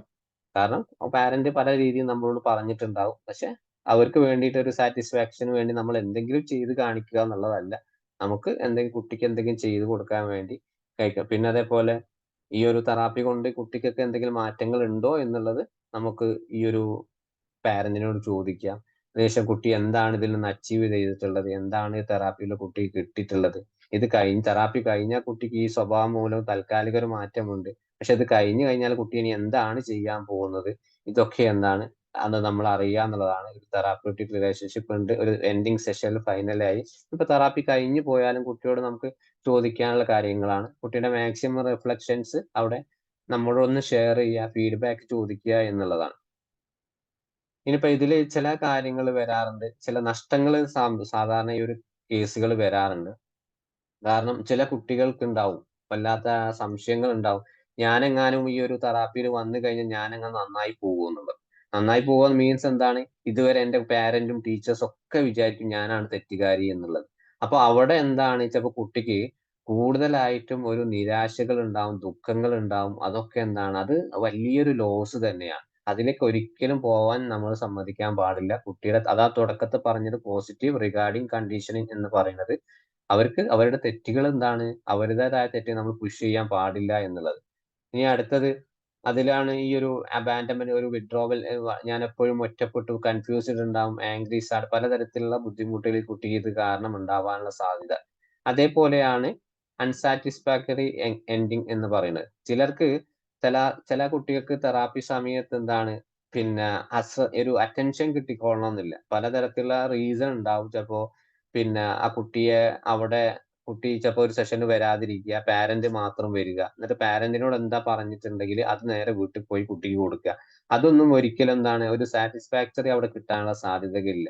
അപ്പൊ കറക്റ്റ് ആയിട്ട് എന്താണ്, കുട്ടി വരികയാണെങ്കിൽ കുട്ടീന്റെ പാരന്റ് വേണം. ഇത് റിലേറ്റഡ് ആയിട്ട് ആരൊക്കെയാണ് ആ കുട്ടിയുടെ കൂടെ ഉള്ളത് അതിനനുസരിച്ചായിരിക്കണം. വ്യക്തമായിട്ടുള്ള ഒരു റീസൺ നമ്മൾ കുട്ടി എക്സ്റ്റേണൽ ആണോ ഇന്റേണൽ ആണോ നോക്കണം. എന്താണ് കുട്ടിക്ക് യഥാർത്ഥത്തിൽ ഈ ഒരു പ്രശ്നങ്ങൾ എവിടെ നിന്നാണ് വന്നിട്ടുള്ളത്, കാരണം എന്ത് തെറാപ്പി കൊടുത്തിട്ടും എന്താണ് കുട്ടിക്ക് മാറ്റങ്ങൾ ഇല്ലാത്തത് എന്ന് നമ്മൾ കറക്റ്റ് ആയിട്ട് അന്വേഷിക്കുക എന്നുള്ളതാണ്. പിന്നെ അതേപോലെ ഈ ഒരു തെറാപ്പിയുടെ സമയത്ത് കൂടുതലായിട്ട് നമ്മൾ നേരത്തെ പറഞ്ഞിട്ട് ആ ലോസസ് ഓഫ് ഡയറക്ഷൻ ഉണ്ടാകുന്ന സമയത്ത് കറക്റ്റ് ആയിട്ട് നമ്മൾ എന്താണ് തെറാപ്പി സെഷൻ എന്താണ് എല്ലാ ഫോളോ അപ്പും അങ്ങനെ കുട്ടികൾക്കിടയിൽ പിന്നെ ഫോളോ ചെയ്യണമെന്നില്ല. അവർക്ക് ഇഷ്ടമുള്ള രീതിയിൽ അവരെ പോവുക. ഇതിന്റെ കൂടെ തന്നെ പാരന്റിന്റെ വളരെയധികം ചില കുട്ടികൾ വളരെ ഈ പാരന്റിന്റെ കൂടെ വന്നാൽ മാത്രമേ സംസാരിക്കൂ, അല്ലെങ്കിൽ എന്താണ് ചില കുട്ടികൾ പാരന്റ് ഇല്ലെങ്കിൽ മാത്രമേ സംസാരിക്കൂ. അതൊക്കെ എന്താണ് ഓരോരുത്തർ ഡിപ്പെൻഡൻസ് ബേസ് വെച്ചിട്ടാണ്. അപ്പൊ ആ തരത്തിലുള്ള ഏതെങ്കിലും കുട്ടികൾ ഉണ്ടെങ്കിൽ അത് നമ്മൾ മനസ്സിൽ തിരിച്ചറിയുക. അവിടെ സോഷ്യൽ ആയിട്ടുള്ള ഇന്ററാക്ഷൻ ടെക്നിക്കുകൾ നമ്മൾ ഉപയോഗിക്കേണ്ടി വരും. അവർക്കുള്ള അതെങ്ങനെ ഉപയോഗിക്കാൻ ഒരു 5 മിനിറ്റ് ഒക്കെ ക്ലാസ്സിൽ തന്നെ കുട്ടികൾ ടീച്ചേഴ്സുമായിട്ട് ബന്ധപ്പെട്ട് ക്ലാസ്സിലൊക്കെ ഒരു 2 മിനിറ്റ് കുട്ടികളെ എഴുന്നേറ്റ് നിന്ന് സംസാരിപ്പിക്കുക. ആ രീതിയിലൊക്കെ എന്താണ് കുട്ടി മറ്റു പബ്ലിക്കായിട്ട് സംസാരിക്കുന്ന രീതിയിലൊക്കെ കമ്മ്യൂണിക്കേഷൻ വളർത്തുക എന്നുള്ളതാണ്. പിന്നെ കുട്ടിക്ക് ഏറ്റവും കൂടുതൽ ഇമ്പ്രൂവ്മെന്റ് ഉണ്ടാവുന്ന കാര്യങ്ങൾ ഏത് ഗോൾസ് ആണ് നമ്മൾ കൊടുത്ത ഗോൾസുകൾ. ഇപ്പൊ ഒരുപാടൊന്നും കുട്ടികളെ കാര്യം വീട്ടിൽ ചെയ്യാന്നുള്ളതായിരിക്കില്ല, നമുക്കൊന്നും കൊടുക്കാൻ പറ്റില്ല ചില സാഹചര്യത്തിൽ. അപ്പൊ നമുക്ക് മാക്സിമം എന്താണ് ക്ലിനിക്കൽ ലെവലിൽ തന്നെ എന്തെങ്കിലും അവിടെ നമ്മുടെ ഫ്രണ്ട് ഓഫിൽ എന്തെങ്കിലും ചെയ്ത് കഴിഞ്ഞാൽ എന്തെങ്കിലും അവരുടെ ലൈഫിൽ മൂവ്മെന്റ് സംഭവിക്കുന്നുണ്ടോ അതിനനുസരിച്ചായിരിക്കണം നമ്മുടെ ഈ ഒരു പ്രവർത്തനങ്ങൾ ഉണ്ടാവേണ്ടത്. പിന്നെ ഇതില് ഡിപ്പെൻഡൻസി എന്ന് പറയുന്നത് ചില ആളുകൾക്കിടയിൽ ചില കുട്ടികൾ അധികം എന്താണ് ചിലപ്പോ നമ്മുടെ തെറാപ്പിയിലോ ഞാൻ ഒരു പെർഫെക്ഷൻ ഉണ്ടാവാനുള്ള സാധ്യതകളുണ്ട്. കാരണം ഞാൻ ഇതൊക്കെ ചെയ്താൽ മാത്രമേ ഞാൻ ശരിയാവൂ, എല്ലാം മൈന്യൂട്ട് ആയിട്ടുള്ള കാര്യങ്ങളൊക്കെ ചെയ്യണം എന്നുള്ളത്. അപ്പൊ ആ ഒരു ചിന്താഗതി എന്താണ് അവരൊക്കെ ഒരിക്കലും നെഗറ്റീവ് ബൗണ്ടറി, ചില ബൗണ്ടറീസുകൾ എന്താണ് അവിടെ ഉണ്ടായി കൊടുക്കുക. അങ്ങനെ ഒന്ന് പെർഫെക്ഷൻ ആയിക്കൊള്ളണമെന്നല്ല, നീ ഒന്ന് ചെയ്താൽ മതി എന്നുള്ള രീതിയിൽ എന്താണ് അവർക്ക് എൻകറേജ്മെന്റ് ചെയ്യുന്ന കാര്യങ്ങൾ മാക്സിമം എന്താണ് അവർക്ക് സപ്പോർട്ട് കൊടുക്കുക, പോസിറ്റീവ് ആയിട്ടുള്ള റിവാർഡുകൾ കൊടുക്കുക. പിന്നെ അവർക്ക് എന്താണ് ഇന്റേണൽ ആയിട്ടുള്ള സ്ട്രെങ്ത്, ഉള്ളിൽ കിടക്കുന്ന കുറെ കാര്യങ്ങൾ ഉണ്ടാവും. ചൈൽഡ് ഇമോഷൻസ് ആണെങ്കിലും വീട്ടിലത്തെ പ്രയാസങ്ങളാണെങ്കിലും ഇനി എക്സാം ഫിയർ ആണെങ്കിലും അതൊക്കെ മനസ്സിലാക്കി മാക്സിമം എന്താണ് ആ സ്ട്രെങ്ത് ഒന്ന് നമ്മൾ വർദ്ധിപ്പിക്കാൻ ശ്രമിക്കുക. അതിന്റെ ശേഷം എന്താണ് അവർക്ക് വാലിഡേഷൻ, ഇതിനൊക്കെ എന്താണ് ഏറ്റവും നല്ല രീതിയിൽ തന്നെ മുന്നോട്ട് കൊണ്ടുപോവാമെന്ന് നമുക്ക് വ്യക്തമായിട്ട് അവർക്ക് പറഞ്ഞു ഏതൊരു ഇഷ്യൂ എന്താണ്, ഏതൊരു പ്രയാസം നമുക്ക് മാറ്റിയെടുക്കാം. ഇതൊന്നും വലിയൊരു പ്രശ്നമുള്ള കാര്യമൊന്നുമല്ല. ഇനി ഒന്ന് ശ്രമിച്ചാൽ മാത്രം മതി. ഇനി ഒരു എക്സാം തോറ്റിട്ടുള്ള ഒരാളാണ്, ഇതൊരു അവസാനത്തെ ഒരു എക്സാം മാത്രമല്ല, ഇനിയും എക്സാമുകൾ ഒരുപാട് വരാനുണ്ട്. നമുക്ക് അതിനൊക്കെ പരിശ്രമിച്ചു നോക്കാം. നമ്മുടെ മുമ്പിൽ അവസരങ്ങൾ എന്താണ്, ഒരുപാട് കാര്യങ്ങൾ ഉണ്ട് എന്ന് ആ രീതിയിലായിരിക്കും ഡിപ്പെൻഡൻസി നമ്മൾ പറഞ്ഞു കൊടുക്കേണ്ടത്. ഇനിയിപ്പോ ഒരു ട്രീറ്റ്മെന്റ് പ്ലാനിലേക്ക് വരുന്ന സമയത്ത് പിന്നെ ഒരു നോൺ ത്രട്ടനിങ് അറ്റ്മോസ്ഫിയർ ഉണ്ടാക്കുക തന്നെയാണ് കറക്റ്റ് ആയിട്ടുള്ള ഒരു സുരക്ഷിതമായിട്ടുള്ള ഒരു സ്ഥലം ഉണ്ടാക്കുക. അവിടെ നമ്മൾ ഉപയോഗിക്കേണ്ട ഡ്രോയിങ് ആയിരിക്കണം, ടോയ്സുകളായിരിക്കണം, അതിലൂടെ ആയിരിക്കണം നമ്മൾ കമ്മ്യൂണിക്കേഷൻ നടത്തേണ്ടത്. പിന്നെ ഈ ഒരു പ്ലേ ആർട്ട് തെറാപ്പി പോലുള്ള കാര്യങ്ങൾ അവിടെ ഉപയോഗിക്കുക. പിന്നെ reflecting listening and gentle prompt എന്ന് പറയുമ്പോൾ നിനക്ക് സന്തോഷമുള്ള കാര്യങ്ങളും ദുഃഖമുള്ള കാര്യങ്ങളും നമ്മോട് പറയുകയോ എഴുതുകയോ ആ കുട്ടീനെ കൊണ്ട് ചെയ്യിപ്പിക്കുക. പിന്നെ അതിന്റെ റിഫ്ലക്റ്റ് എന്ന് പറയുമ്പോൾ നീ പറഞ്ഞിട്ടുള്ള കാര്യങ്ങളൊക്കെ നിന്റെ രീതി എനിക്ക് കുറെയൊക്കെ മനസ്സിലാവുന്നു, എനിക്ക് കുറച്ചു കാലത്തായിട്ട് എനിക്ക് ബുദ്ധിമുട്ടൊക്കെ അനുഭവിക്കുന്നുണ്ട്, ഇനി ഞാനും ആ സമയത്തൊക്കെ ഇങ്ങനെ കുട്ടിയായിരിക്കുമ്പോൾ ഞാനും കുറച്ചൊക്കെ ബുദ്ധിമുട്ടൊക്കെ അനുഭവിച്ചിട്ടുണ്ട്, അല്ലെങ്കിൽ നിന്നെ പോലെ ബുദ്ധിമുട്ടി അലിക്കുന്ന കുട്ടികൾ വേറെ ഉണ്ട് എന്നുള്ളത് നമ്മൾ എന്താണ് അവര് ഇമോഷൻസ് എന്താണ് റിഫ്ലക്ട് ചെയ്യാൻ നമ്മൾ അവരെ പഠിപ്പിക്കുക എന്നുള്ളതാണ്. അപ്പോ ജെന്റിൽ പ്രോംപ്റ്റിലേക്ക് വരുന്ന സമയത്ത് നിനക്ക് ഇപ്പോ തോന്നുന്ന എന്തൊക്കെയാണ് കാര്യങ്ങൾ, നിനക്ക് എന്തൊക്കെ മാറ്റങ്ങൾ സ്വയമായിട്ട് ഉണ്ടാക്കാൻ തോന്നുന്നുണ്ട്, ആ രീതിയിലായിരിക്കും നമ്മുടെ ഈ ഒരു ചോദ്യങ്ങളും പ്രവർത്തനങ്ങളും. പിന്നെ സ്ട്രെങ്തൻ തെറാപ്യൂട്ടിക് അലയൻസിലേക്ക് നമ്മൾ കറക്റ്റ് ആയിട്ട് കൺസിസ്റ്റന്റ് ആയിട്ട് അവർക്ക് ഫോളോ ചെയ്യുക. നമ്മൾ എന്ത് കൊടുത്താലും നീ ഗെയിംസ് പിന്നെ കൂടെ കളിക്കുക, നമുക്ക് കുറച്ചു നേരം കളിച്ചാലോ, കളിച്ചു കഴിഞ്ഞാൽ എന്താണ് കുട്ടിയെ നമ്മൾ തൽക്കാലം മാറ്റി നിർത്താതെ ആ കണ്ടിന്യൂസ് ആയിട്ട് ആ തെറാപ്പി തന്നെ മുന്നോട്ട് തന്നെ കൊണ്ടുപോവുക എന്നുള്ളതാണ്. പിന്നെ അക്സെപ്റ്റൻസ്, അവരുടെ പ്രയാസങ്ങളൊക്കെ എന്താണ് മനസ്സിലാക്കുക, സ്വീകരിക്കുക. ഒരു തെറ്റുകാരനായിട്ട് ഒരിക്കലും കാണാൻ പാടില്ല. പിന്നെ ഫൈനലി ആയിട്ട് നോക്കുമ്പോൾ പൂർണ്ണമായിട്ട് ഒരു പാരന്റിങ് സപ്പോർട്ട് ഇല്ലാതെ നമുക്ക് എന്താണ് ഒന്നും ചെയ്യാൻ പറ്റില്ല എന്നുള്ളതാണ്. ഇതാണ് ഒരു ഓവറോൾ PCT എന്ന് പറയുന്നത്. എന്തെങ്കിലും ഒരു ഐഡിയ കിട്ടി, ഞാൻ പാസ്റ്റ് ആയിട്ട് പറഞ്ഞു പോയതാണ്. ഒന്ന് നിങ്ങൾ നോക്കുക, പ്രധാനമായിട്ടുള്ള ഒരു കണ്ടന്റ് എന്ന് നമ്മൾ പറഞ്ഞിട്ടുള്ളത് കുട്ടിയെ ഒരിക്കലും എന്താണ് ഈ ഒരു തെറാപ്പി നമ്മൾ ഉപയോഗിക്കുമ്പോൾ ഒരു പ്രയാസക്കാരനായിട്ട് നമ്മൾ കാണാൻ പാടില്ല. പൂർണ്ണമായിട്ടും എന്താണ് ആ തെറ്റ് കുട്ടിയുടേതാണെന്ന് പതിയെ നമ്മൾ എന്താണ് തെറ്റെന്ത് ചെയ്താലും ഒറ്റയടിക്ക് വിളിച്ചു പറയാതെ നല്ല രീതിയിൽ ആ കുട്ടിയെ കൊണ്ടുവരിക എന്നുള്ളതാണ് ഈ ഒരു തെറാപ്പി കൊണ്ട് നമ്മൾ ഉദ്ദേശിക്കുന്നത്. കുട്ടിയുടെ ഇമോഷൻസ് മനസ്സിലാക്കണം, സിറ്റുവേഷൻസ് മനസ്സിലാക്കണം, ബിഹേവിയർ മനസ്സിലാക്കണം, അതിനനുസരിച്ചായിരിക്കണം പാറ്റേൺ. ഇവിടെ വേണമെങ്കിൽ നമ്മുടെ ABC മെത്തേഡ് ഒക്കെ CBTയിൽ ABC മെത്തേഡ് ഒക്കെ കുട്ടിക്ക് തന്നെ വരച്ച് കാണിക്കും. ഒരു 3 പിക്ചർ എന്താണ് ഒരു ത്രികോണത്തിലെ ചതുരം എന്തൊക്കെ വരച്ച് കൊടുത്തിട്ട് അതിലെന്താണ് ഇപ്പൊ നിലവിൽ വന്നിട്ടുള്ള എങ്ങനെയാണ്, നിന്നെ കുറിച്ച് പറഞ്ഞില്ല, നീ മനസ്സിലാക്കിയ പ്രശ്നങ്ങൾ എങ്ങനെ, ഇതാണ് നീ പഠിക്കുന്നില്ല. അപ്പൊ എന്താണ് കുട്ടി ഇതിന് മുമ്പ് നീ എങ്ങനെയായിരുന്നു, അപ്പൊ എന്താണ് ആഫ്റ്റർ ബിഹേവിയർ ആണ് ബിലീഫ്സ് ആണ്. അവിടെ വരുന്ന സമയത്ത് ഈ പഠിക്കുന്നില്ല എന്ന് വന്നതിന് ശേഷം നീ എന്തൊക്കെയാണ് ബുദ്ധിമുട്ടുകളാണ് അനുഭവിച്ചുള്ള ഇമോഷൻസ് ആയിരുന്നു, എന്താണ് ആ കുട്ടീനൊക്കെ ഉണ്ടാവുന്നത് ABC. ഫൈനലി C കോൺസിക്വൻസ്, ഇതിന്റെ റിസൾട്ട് നീ എങ്ങനെയാണ്, ടീച്ചേഴ്സ് എന്ത് പറഞ്ഞു, അല്ലെങ്കിൽ ക്ലാസ് റൂമിൽ മറ്റുള്ള കുട്ടികൾ നീ എന്താണ് നിന്നോട് പറഞ്ഞിട്ടുള്ളത്, ആ രീതിയിലായിരിക്കണം ആ മെത്തേഡ് പോകേണ്ടത്. നമുക്ക് പല ടൂൾസും കുട്ടികൾക്കിടയിൽ ഉപയോഗിക്കാം. ഓക്കെ അല്ലേ? സാർ ആ ഫീലിംഗ്സ് ചാർട്ടിന്റെ കാര്യം ഒന്നുകൂടെ പറയാൻ പറ്റുമോ? ഫീലിംഗ് ചാർട്ട് എന്ന് പറയുന്നത് നമ്മൾ ഒരുപാട് ഇമോജീസ് ഉണ്ട്. ഞാൻ അത് ഉണ്ടെങ്കിൽ ഗ്രൂപ്പിൽ ഒന്ന് ഷെയർ ചെയ്യാം, എന്റെ ഫോണിലുണ്ട്. അപ്പൊ നിങ്ങൾക്ക് ഗൂഗിളിൽ അടിച്ചാൽ തന്നെ കിട്ടും ഫീലിംഗ് ചാർട്ട് എന്താന്ന്. അപ്പോ അത് കുട്ടീനെ എന്താണ് കരച്ചിലുന്നുണ്ട്, ചിരിക്കുന്നതുണ്ട്, പിന്നെ അതേപോലെ എല്ലാ ഇമോഷൻസും ഒരു 10-100ഓളം ഇമോഷൻസ് അറ്റ്ലീസ്റ്റ് നമ്മുടെ ഫോണിൽ കാണില്ലേ ടൈപ്പിംഗ്, ആ ഒരു കീബോർഡിൽ കാണാറില്ലേ, അത് തന്നെയാണ് ഇമോജി ഫീലിംഗ് ചാർട്ട് എന്നുള്ളത്. അത് കുട്ടി കാണിച്ചു കൊടുക്കുക. കുട്ടീന്റെ സങ്കടങ്ങൾ കുട്ടീനെ കൊണ്ട് ചൂണ്ടി കാണിപ്പിക്കുക, ടിക്ക് ഇടാൻ പറയുക. നമ്മള് അത് പ്രിന്റ് എടുക്കുക, കുട്ടികളെ കേസിൽ നമ്മുടെ കൂടെ തന്നെ അസസ്മെന്റ് ടൂൾസിൽ വെക്കുക, എന്നിട്ട് അവരെ കൊണ്ട് അത് ചെയ്യിപ്പിക്കുക. ഏതൊക്കെ ബുദ്ധിമുട്ട് വരുന്ന സമയത്ത് സങ്കടമാണോ, ദേഷ്യമാണോ, ചിരിയാണോ, എന്താണ് കുട്ടിക്ക് തോന്നുന്ന കാര്യം കുട്ടീനെ കൊണ്ട് ചെയ്യിപ്പിക്കുക. കാരണം കുട്ടിക്ക് കൺഫ്യൂഷൻ ആണ്, എനിക്ക് എപ്പോഴാണ് സങ്കടം വന്നിട്ടുള്ളത്, എനിക്ക് എപ്പോഴാണ് ദേഷ്യം വന്നത്, അതൊന്നും കുട്ടിക്ക് ഓർമ്മ ഉണ്ടാവില്ല. Okay, thanks sir. Thank you.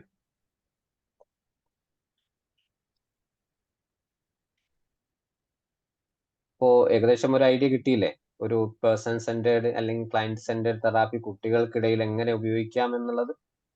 കിട്ടി സർ. എനിക്കൊരു ഡൗട്ട് ഉണ്ട്. ഒരാൾ പറഞ്ഞോളൂ. ആദ്യം ഇന്ദിര മാം പറഞ്ഞോളൂ. തുടങ്ങി. സർ, എനിക്ക് അറിയുന്ന ഒരു കുട്ടി, ആ ആ കുട്ടി 6 വയസ്സാണ്. ആ അച്ഛൻ മരിച്ചുപോയി പെട്ടെന്ന്. ആ ആ ആ കുട്ടിക്ക് അച്ഛനെ മറക്കാനേ പറ്റുന്നില്ല. ആ സ്കൂൾ വേണ്ടാന്ന് പറയുന്നു, പഠിക്കുന്നില്ല. വേണ്ട, എനിക്ക് പഠിക്കണ്ട എന്ന് പറഞ്ഞ്. അച്ഛൻ എന്നോട് സംസാരിക്കുന്നുണ്ട്, അച്ഛൻ അവിടെ നിൽക്കുന്നുണ്ട്, അച്ഛൻ എപ്പോ വരും? ഇങ്ങനത്തെ ചോദ്യങ്ങളാണ് ചോദിച്ചുകൊണ്ടിരിക്കുന്നത്. അച്ഛനെ പറ്റിയുള്ള കാര്യങ്ങളാണ് ആ കുട്ടി പറഞ്ഞുകൊണ്ടേയിരിക്കുന്നത്. സോ അമ്മ അത് വറീഡാണ് അതിനെ പറ്റിയിട്ട്. അപ്പൊ എന്ത് ചെയ്യണം എന്ന് എന്നോട് ചോദിച്ചിരുന്നു. ആ കുട്ടി കുട്ടിക്ക് എത്ര നാളെ വരും, വയസ്സായി? എന്നെ കാണാൻ വരാമെന്ന് പറഞ്ഞിട്ടുണ്ട്. ആ, അപ്പൊ 6 വയസ്സ്, പെൺകുട്ടിയാണ്. ആ. അപ്പൊ എന്ത് തെറാപ്പിയാണ് നമുക്ക് കൊടുക്കാൻ പറ്റുക?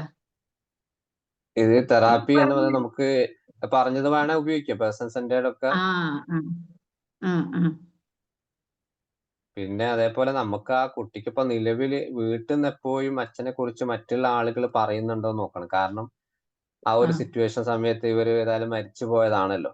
അപ്പോ അതെ. അവിടെ ഈ ഒരു ഓർമ്മപ്പെടുത്തല് മുതിർന്ന ആളുകൾക്ക് എന്താണ്, അവർക്ക് പിന്നെ ഇപ്പൊ ഇതിങ്ങനെ കേൾക്കുന്നുണ്ടാവും, അത് ചിലപ്പം കേൾക്കുന്നുണ്ടാവും, അപ്പൊ അതുണ്ടാവും. അപ്പോ ഇതിലൊക്കെ കേൾക്കുന്നതിനിടയിൽ അവർ കുട്ടീന്റെ ഒരു ഓൾറെഡി ഒരു വിശ്വാസം ഉണ്ടാവും, അച്ഛൻ എന്തെങ്കിലും തിരിച്ചു വരാൻ സാധ്യതയുണ്ട് എന്നുള്ള ഒരു കോർ ബിലീഫ് കുട്ടിയുടെ മനസ്സിൽ വരാനുള്ള സാധ്യതയുണ്ട്. അപ്പോ നമ്മളോട് ചോദിക്കും, എവിടെയാണ് അച്ഛൻ, ഇനി വരില്ലേ എന്നൊക്കെയുള്ള ചോദ്യം നമ്മളോട് അവർ നിരന്തരമായി ചോദിക്കും. അപ്പോ ചോദ്യം ചോദിക്കുന്ന സമയത്ത് എന്താണ്, അവർക്ക് മറുപടി നോക്കുക, വാക്കുകളില്ലാതെ നമ്മൾ ഒഴിഞ്ഞു മാറരുത്. അവരോട് ചോദ്യം, അവരെന്താണ് ചോദിക്കുന്നത് അതിനനുസരിച്ച് ഉത്തരം പറയാം. അപ്പോ അവരോട് പറയാ, അച്ഛന് മരിച്ചു വരുമ്പോ അച്ഛൻ എന്നാണ് വരിക എന്ന് ചോദിച്ച സമയത്ത് അവർക്ക് പറഞ്ഞു കൊടുക്കുക എന്താണ്, നമുക്ക് അച്ഛന് ഇങ്ങനെയാണ്, പിന്നെ മരിച്ചു പോയതാണ്, മരിച്ചു പോയിട്ടുള്ള ആളുകൾ ഒരിക്കലും തിരിച്ചു വരാൻ സാധ്യതയില്ല. അല്ലെങ്കിൽ എന്താണ്, പിന്നെ ഈ ഓർമ്മകള് അല്ലെന്താണ് കുറച്ച് ദിവസം കഴിഞ്ഞാൽ നമുക്ക് അത് മനസ്സിലായി പോകും. മരിച്ചുള്ള നമ്മളെ മുമ്പ് മരിച്ചു പോയിട്ടുള്ള ഒരാൾ ചെറിയ കുട്ടിയാണ്, നമുക്കിപ്പോ ഡീപ്പായിട്ട് അങ്ങോട്ട് പറഞ്ഞു കൊടുക്കണമെന്നില്ല. എങ്കിൽ പോലും നമ്മുടെ ആ ഒരു റിയാലിറ്റി എന്താണ് കുട്ടിയെ മനസ്സിലാക്കി കൊടുക്കുക എന്നുള്ളതാണ്. പിന്നെ ഈ കുട്ടീനെ നമുക്ക് ഫീലിംഗ് ചാർട്ട് അവിടെ ഉപയോഗിക്കും. ഈ ഒരു PCT ഉപയോഗിക്കുന്ന സമയത്ത് അച്ഛനെ ഓർക്കുമ്പോൾ ഏത് ഫീലിങ്സ് ആണ് കുട്ടിക്ക് വന്നിട്ടുള്ളത്, കുട്ടീനോട് ആ ഒരു ഫീലിങ്സ് എന്താണ് കുട്ടീനോട് വന്ന് നമുക്ക് ചൂണ്ടിക്കാണിക്കാനോ അതൊന്ന് കാണിക്കുക. പിന്നെന്താണ്, മാക്സിമം എന്താണ് നമുക്ക് റിലീഫ് ഉണ്ടായി കൊടുക്കുക എന്നുള്ളതാണ് പ്രധാനമായിട്ടും.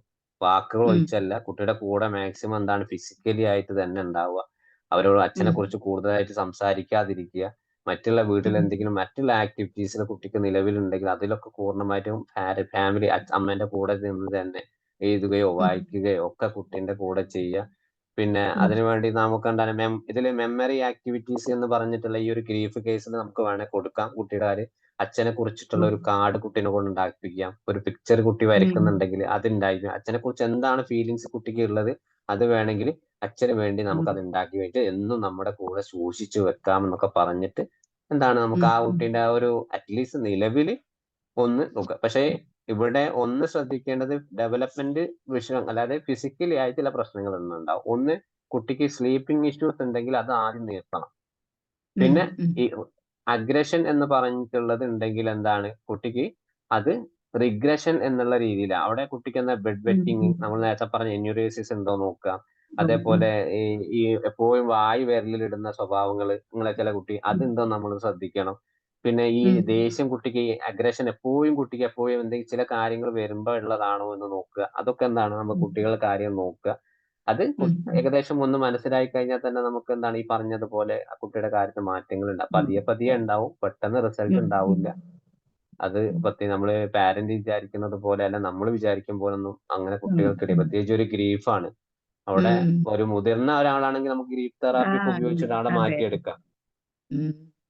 Okay, thank you sir. വേറെ ആരെയും ചോദിച്ചോളൂ.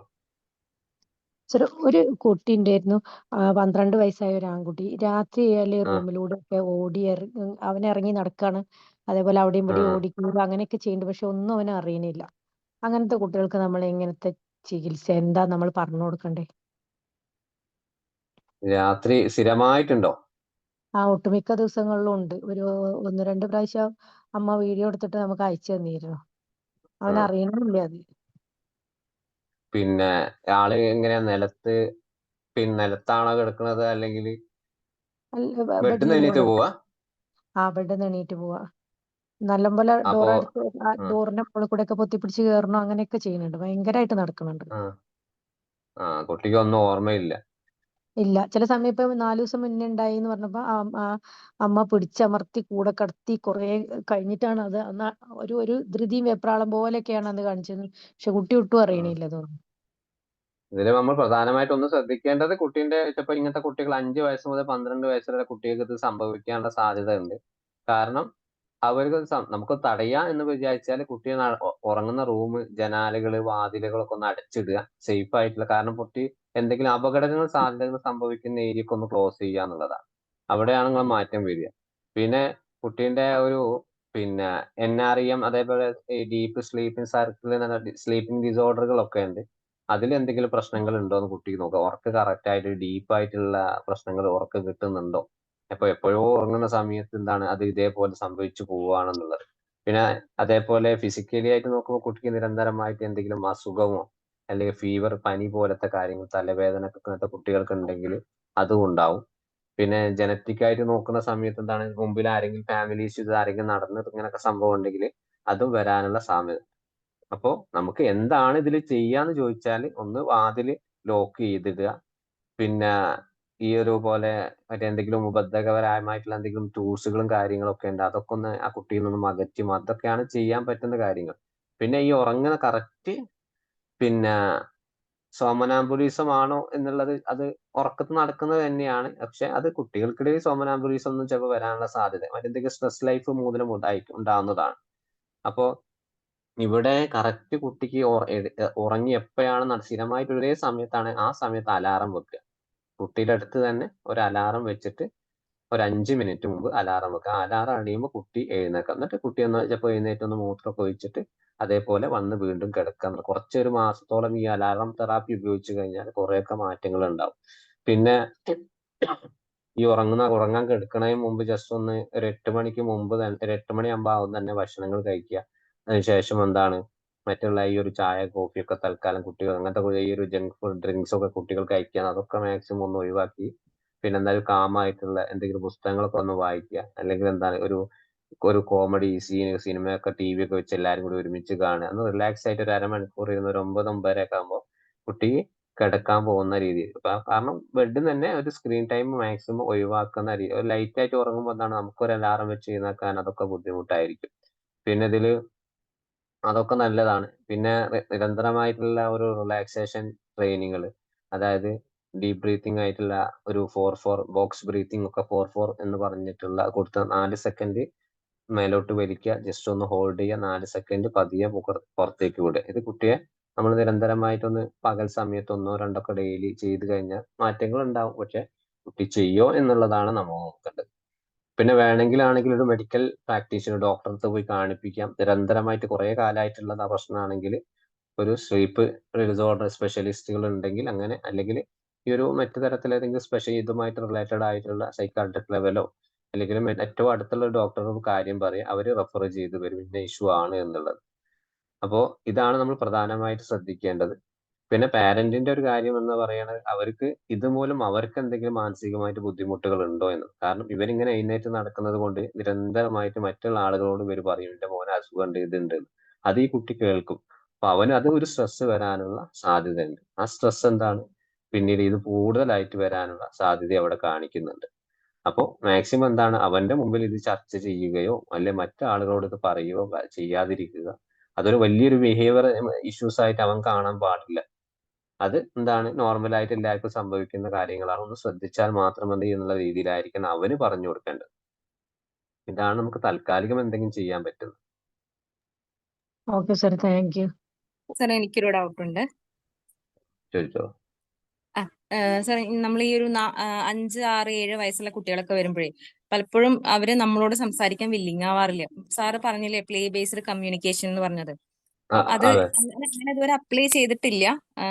അങ്ങനെ കുട്ടികൾ വരുമ്പോൾ നമുക്കൊരു ബുദ്ധിമുട്ട്, എനിക്ക് ബുദ്ധിമുട്ട് തോന്നിയിട്ടുണ്ട്. അപ്പം അതെങ്ങനെയാണ് നമ്മൾ ചെയ്യേണ്ടതെന്നൊന്ന് പറഞ്ഞു തരാമോ?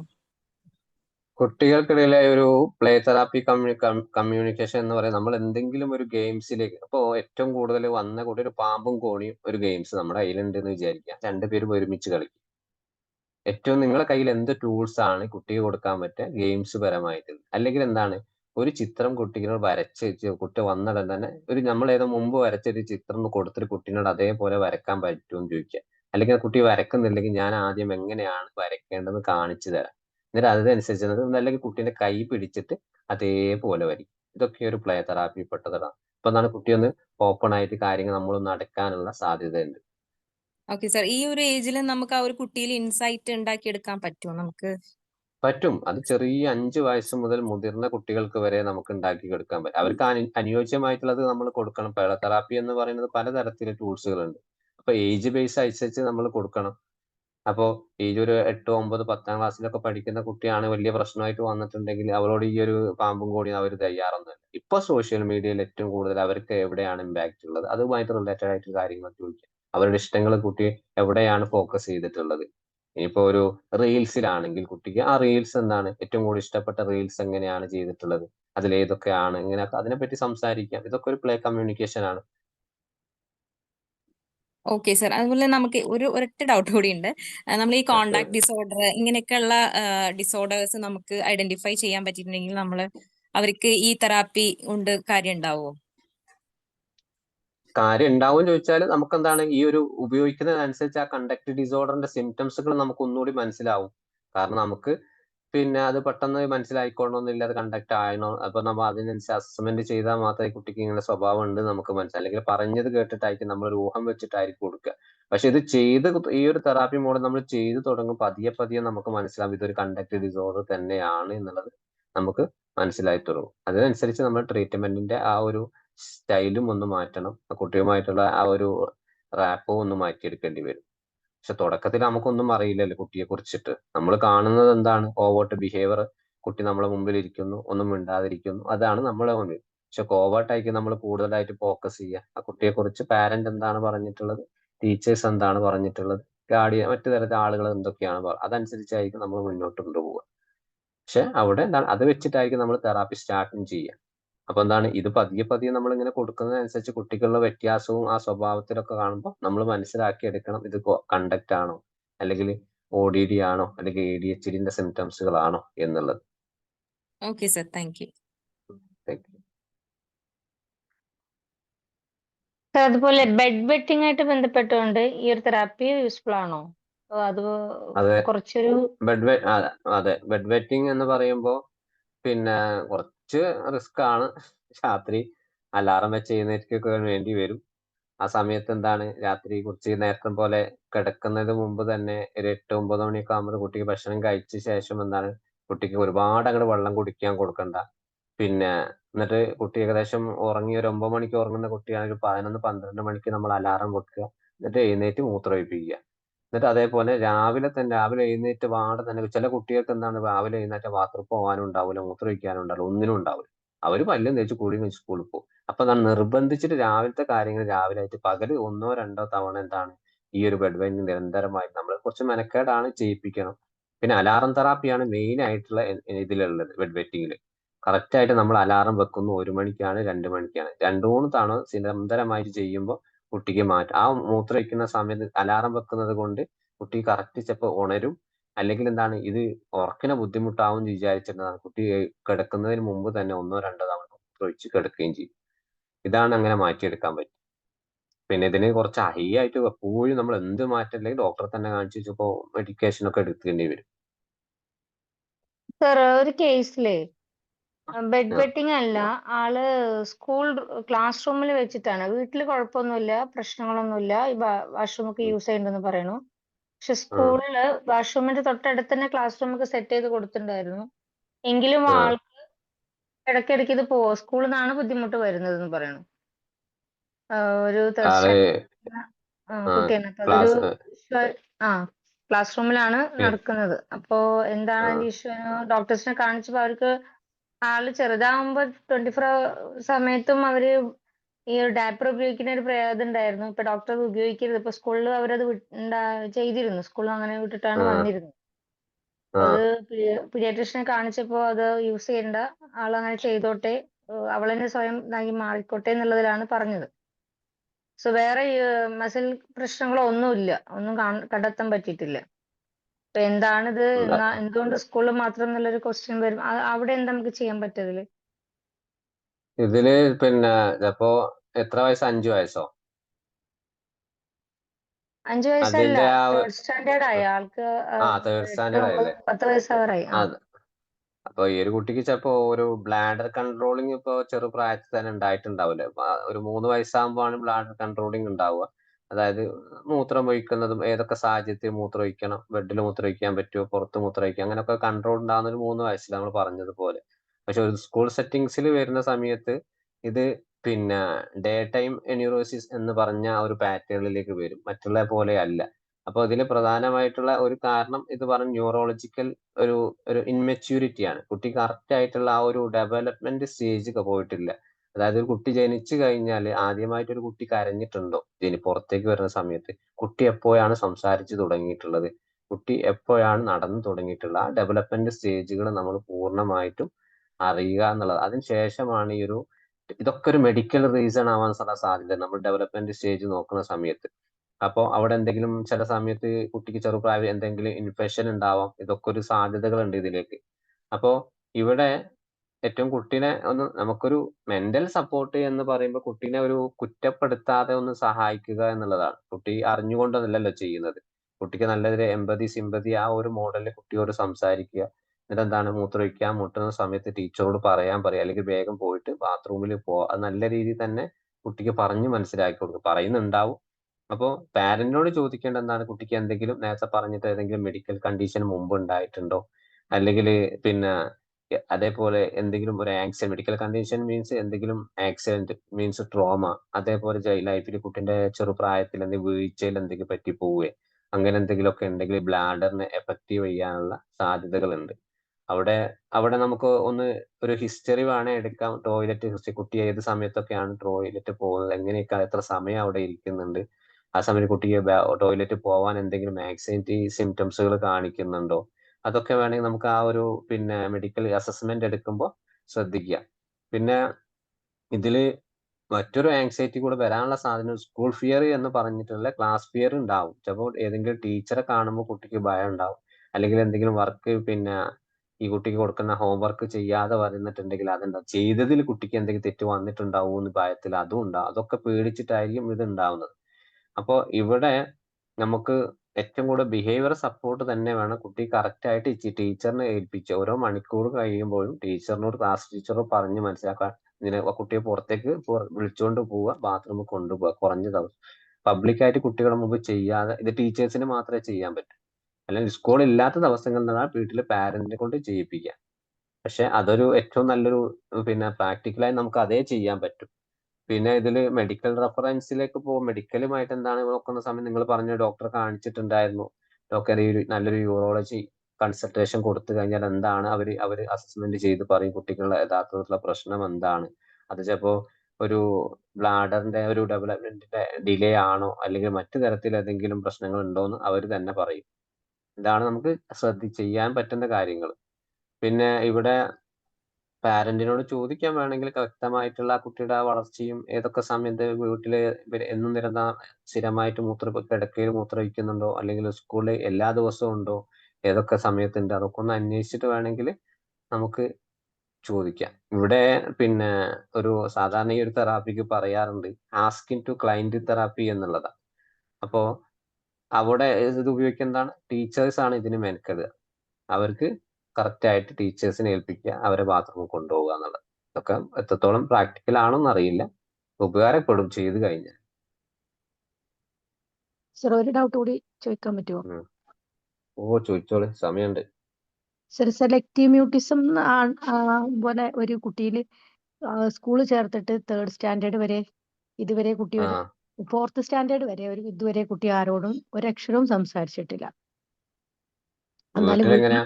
വീട്ടിൽ ആ കുട്ടി സംസാരിക്കുന്നുണ്ട്, വലിയ കുഴപ്പങ്ങളൊന്നുമില്ല. വീട്ടിൽ തന്നെ ഉപ്പാന്റെ വീട്ടിൽ പോയി കഴിഞ്ഞാൽ ആ കുട്ടി മിണ്ടുന്നുണ്ട്. അതും പറഞ്ഞതുപോലെ എന്തെങ്കിലും ആങ്സൈറ്റി പരമായിട്ടുള്ളതായിരിക്കും. എന്തെങ്കിലും ക്ലാസ്സിൽ എന്തെങ്കിലും സംഭവിച്ചിട്ടുള്ളത് എന്താ ഓർമ്മ ഉണ്ടോ? സ്കൂളിൽ വന്നിട്ട് പ്രത്യേകിച്ച് ഒരു ഇൻസിഡന്റും ഉണ്ടായിട്ടില്ല. ചെറിയൊരു സംസാരിക്കുമ്പോൾ ചെറിയൊരു വിക്കല് പോലത്തെ ഒരു ബുദ്ധിമുട്ടുണ്ട് ചില സമയങ്ങളിൽ എന്ന് പറയുന്നത്. അത് എല്ലായ്പ്പോഴും ഇല്ല. അതും ഒരു ആങ്സൈറ്റിയുടെ ഒരു ലക്ഷണം തന്നെയാണ്. അപ്പോ ഇതില് പിന്നെ കുട്ടി വീട്ടില് വളരെ ഹാപ്പിയാണ്, സന്തോഷത്തോടെ നിൽക്കുന്നത്. ഒരു ഉമ്മന്റെ വീട്ടില് അവൻ സംസാരിക്കണ വീഡിയോസ് ഒക്കെ അയച്ചു തന്നിരുന്നു. അതിലൊന്നും ഒരു കുഴപ്പവും കാണാനില്ല. അത്യാവശ്യം സംസാരിക്കുന്നുണ്ട്, കളിക്കുന്നുണ്ട്, എല്ലാം ഉണ്ട്. സ്കൂളിൽ ഇപ്പം 4ാം ക്ലാസ്സിലെത്തി എന്ന് പറയുമ്പോ മൊത്തം 6ാമത്തെ വർഷമാണ്. ഈ 6 വർഷം തൊട്ടടുത്തിരിക്കുന്ന ഫ്രണ്ടിനോട് പോലും മിണ്ടൂല. ഇപ്പൊ ഈ കുറച്ച് ദിവസം ഞാൻ അവിടെ ഇങ്ങനെ സ്കൂൾ കൗൺസിലർ ആയിട്ടാണ് വർക്ക് ചെയ്യണത്. അപ്പൊ നമ്മൾ അവനെ വിളിപ്പിച്ച് ഇപ്പൊ എസ് മൂളാൻ വേണ്ടിയിട്ട് തല മുന്നിലേക്ക് ആട്ടും, നോക്ക് വേണ്ടിയിട്ട് തല സൈഡിലേക്ക് ഇങ്ങനെ തിരിക്കണ ഒരു സിസ്റ്റം, പിന്നെ ഓക്കെ ആണെങ്കിൽ കൈ തമ്പ് പൊക്കിയിട്ടുള്ളൊരു പ്രതികരണം, ഡിസ്ലൈക്കിന് താഴോട്ട് എന്നുള്ള അങ്ങനെയൊക്കെ കുറച്ച് സാധനങ്ങളൊക്കെ പഠിപ്പിച്ചു കൊടുത്തപ്പോ ആ രീതിയിൽ ടീച്ചേഴ്സായിട്ട് ഇപ്പൊ കമ്മ്യൂണിക്കേറ്റ് ചെയ്യുന്നുണ്ട്. ഇതിൽ ചിലപ്പോ ഒരു പേടി, പെർഫെക്ഷനിസം ഫിയർ നമ്മൾ തുടക്കത്തിൽ പറഞ്ഞില്ല, ആങ്സൈറ്റി തന്നെ അതുണ്ടെന്ന് തോന്നുന്നു. കാരണം സംസാരിച്ചാൽ തെറ്റിപ്പോകും എന്നുള്ള ഒരു ഭയം ചിലപ്പോൾ കുട്ടിക്ക് ഉണ്ടായിക്കാണും. ചിലപ്പോൾ വീട്ടിലാകുമ്പോൾ വലിയ പ്രശ്നങ്ങൾ എന്ത് സംസാരിച്ചാലും കുഴപ്പമില്ലല്ലോ, ആ രീതിയിലായിരിക്കും. ഇവിടെ കുട്ടിക്ക് മറ്റേ ഒരു ചെറിയ രീതിയിലൊക്കെ സൈക്കോ എഡ്യൂക്കേഷൻ കൊടുക്കാം. ഇപ്പൊ കൊടുക്കുന്ന ഒരു ട്രെയിനിങ്ങും അതും നല്ലതാണ്. കാരണം ഓവറായിട്ട് പ്രഷർ കൊടുക്കണ്ട, പിന്നെ സംസാരിക്കണം എന്നുള്ളത്. പിന്നെ വേണമെങ്കിൽ എന്താണ് ടോട്ടലി ഇങ്ങനത്തെ കുട്ടി ക്ലാസ്സിലൊക്കെ ചെറിയൊരു ആക്ടിവിറ്റീസ്, ഓരോ ക്ലാസ് എല്ലാ ദിവസവും ഓരോരുത്തർ 5 മിനിറ്റ് സംസാരിക്കണം എന്ന് പറഞ്ഞിട്ടുള്ള ഒരു ആക്ടിവിറ്റീസ് കൊടുത്തിട്ട് ആ കുട്ടി വിഷയമായിട്ട് എന്തായാലും പ്രാക്ടിക്കൽ ആയിട്ട് കൊണ്ടുവരാൻ പറയും. ഇല്ല, ഈ കുട്ടി അങ്ങനെ ഇവർക്ക് ടീച്ചേഴ്സിന് ഐ കോണ്ടാക്ട് കൊടുക്കൂലായിരുന്നു. ഇപ്പൊ കുറച്ച് ദിവസം ഈ ഒരു അധ്യയന വർഷം തുടങ്ങിയതിന് ശേഷം നമുക്ക് കിട്ടിയത്. അപ്പൊ ഇപ്പൊ ഐ കോണ്ടാക്ട് കൊടുക്കുന്നുണ്ട്. ഞാൻ ടീച്ചേഴ്സിനെ സ്പെഷ്യലായിട്ട് ഇവരെ ടീച്ചേഴ്സിനെ മാത്രം വിളിച്ചിട്ട് അവരോട് പറഞ്ഞിരുന്നു, ഈ കുട്ടി എന്തെങ്കിലും ചെയ്തു കഴിഞ്ഞാൽ അതിന് നല്ലൊരു സപ്പോർട്ട് കൊടുക്കാനും, ചെയ്യാത്തതിന്റെ പേരിൽ അവനൊന്നും ചെയ്യരുത്, ഒന്നും വഴക്കൊന്നും പറയരുത്. അപ്പൊ ഇത് മുഖത്തേക്ക് തന്നെ നോക്കൂല, അവിടുന്ന് അനങ്ങൂല്ല, സീറ്റിൽ നിന്ന് എണീക്കൂല, രാവിലെ വന്നു കഴിഞ്ഞാൽ വാഷ്റൂമിൽ പോലും പോകില്ല, വൈകുന്നേരം വരെ വെള്ളവും കുടിക്കൂല. അവൻ വെള്ളം കുടിച്ചു കഴിഞ്ഞാൽ വാഷ്റൂമിൽ പോകേണ്ടി വരും എന്ന് വിചാരിച്ചിട്ട് അനങ്ങാതെ ഇരിക്കുക. ബാക്കി കുട്ടികളാണെങ്കിൽ ചെറിയ കുട്ടികളായതുകൊണ്ട് എന്തെങ്കിലും ചെയ്തു കൊടുക്കാതിരുന്നാൽ കുട്ടിക്ക് ബുദ്ധിമുട്ട്, ഇവരിങ്ങനെ ഹെൽപ്പ് ചെയ്തുകൊണ്ടിരിക്കും, എല്ലാം ഈ കുട്ടിക്ക് ചെയ്തുകൊണ്ടിരിക്കും. അപ്പൊ ഞാനിപ്പോ അതും സ്റ്റോപ്പ് ചെയ്യാൻ പറഞ്ഞിട്ടുണ്ട്. ഒന്നും ചെയ്തു കൊടുക്കണ്ട, അവന്റെ ബുക്ക് എടുക്കലായാലും ബാക്കി കാര്യങ്ങളൊക്കെ സ്വന്തത്തിന് ചെയ്തോട്ടെ എന്ന് പറഞ്ഞിട്ടുണ്ട്. പിന്നെ ഡ്രസ്സ് ഇടുമ്പോൾ ചെറിയ ബുദ്ധിമുട്ട് പറഞ്ഞിരുന്നു. ഇങ്ങനെ ഒരു അരഭാഗത്തുനിന്ന് ഇങ്ങനെ കുറച്ചുകൂടി താഴ്ത്തിയിട്ട് ഇങ്ങനെ ഇടുക, അങ്ങനെ തന്നെ ഇടുകയുള്ളായിരുന്നു. അതൊക്കെ കുറച്ച് ശരിയായി വന്നിട്ടുണ്ട്. കുറച്ച് കാര്യങ്ങളിലൊക്കെ വ്യത്യാസം വന്നു. പക്ഷെ പിന്നെ അതേപോലെ ഞാൻ ചെറിയ ഒരു കുറച്ച് കുഞ്ഞു ഗിഫ്റ്റുകൾ കൊണ്ടുവന്ന് വെക്കും.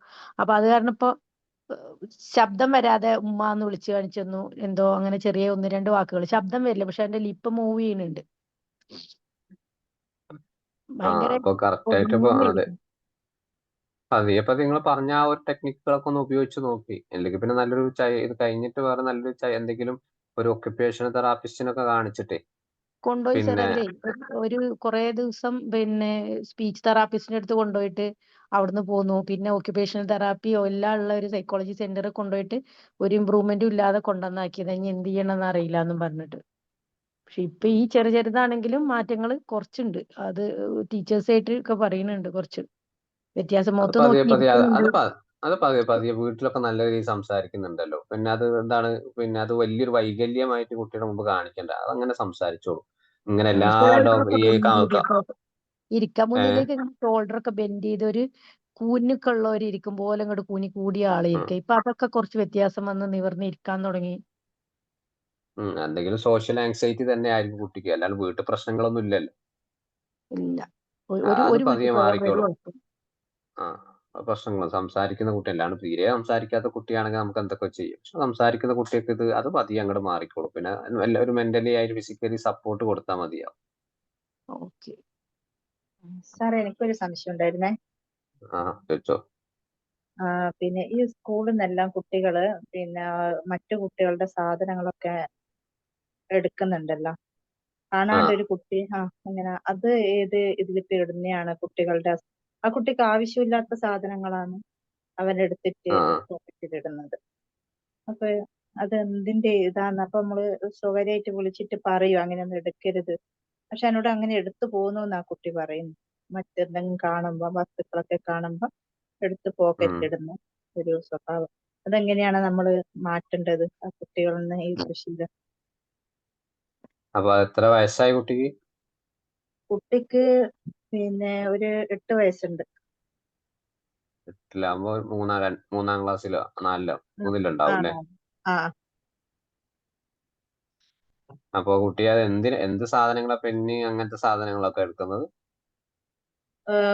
മൂടി, പെന്നിന്റെ മൂടി, പിന്നെ കീ ചെയിനിന്റെ അത് വേറെ കുട്ടികളെ ബാഗിൽ നിന്ന് കണ്ടിട്ടുണ്ടെങ്കിൽ അതങ്ങ് എടുക്കും. അവന് ആവശ്യമില്ലാത്ത സാധനങ്ങളാണ് എടുക്കുന്നത്, മറ്റു കുട്ടികൾ എടുക്കുന്നത്. അവനോട് ചോദിച്ചിട്ടുണ്ടോ നിനക്ക് അതിനെ കൊണ്ട് ആവശ്യം ഉണ്ടായിരുന്നോ എന്നുള്ളത്? അല്ല, അത് കാണുമ്പോ എടുത്തു പോന്നു എന്ന് പറയുന്ന കുട്ടി. അപ്പൊ നമുക്ക് അവനോട് ചോദിക്കേണ്ട കാര്യങ്ങൾ എന്താണ്? നിനക്ക് ഇഷ്ടമായത് കൊണ്ട് എടുക്കുകയാണോ, അല്ലെങ്കിൽ ആ സമയത്ത് നിനക്ക് എന്താണ് തോന്നുന്നത്, എടുക്കാൻ തോന്നുകയാണോ, അല്ലെങ്കിൽ ഏറ്റവും അതിനൊരു താല്പര്യം തോന്നുന്നുണ്ടോ, ഇത് അല്ലെങ്കിൽ നിനക്ക് ഇത് എടുത്തു കഴിഞ്ഞാൽ എന്താണ്, ക്ലെപ്റ്റോമാനി തന്നെ, ഇത് എടുത്തു കഴിഞ്ഞാൽ എന്താണ്, പിന്നെ എന്തെങ്കിലും ദുഃഖം തോന്നുന്നുണ്ടോ, ഒരു കുറ്റബോധം തോന്നുന്നുണ്ടോ, കാര്യമൊക്കെ കുട്ടിയോട് ചോദിക്കുക. കാരണം ആ ചോദ്യങ്ങൾ നന്നൊരു വല്ലാത്ത ഒരു നമ്മൾ അത് തെറ്റായിട്ടുള്ള കാര്യത്തിലേക്ക് പോകുന്ന കാര്യങ്ങളാണ്.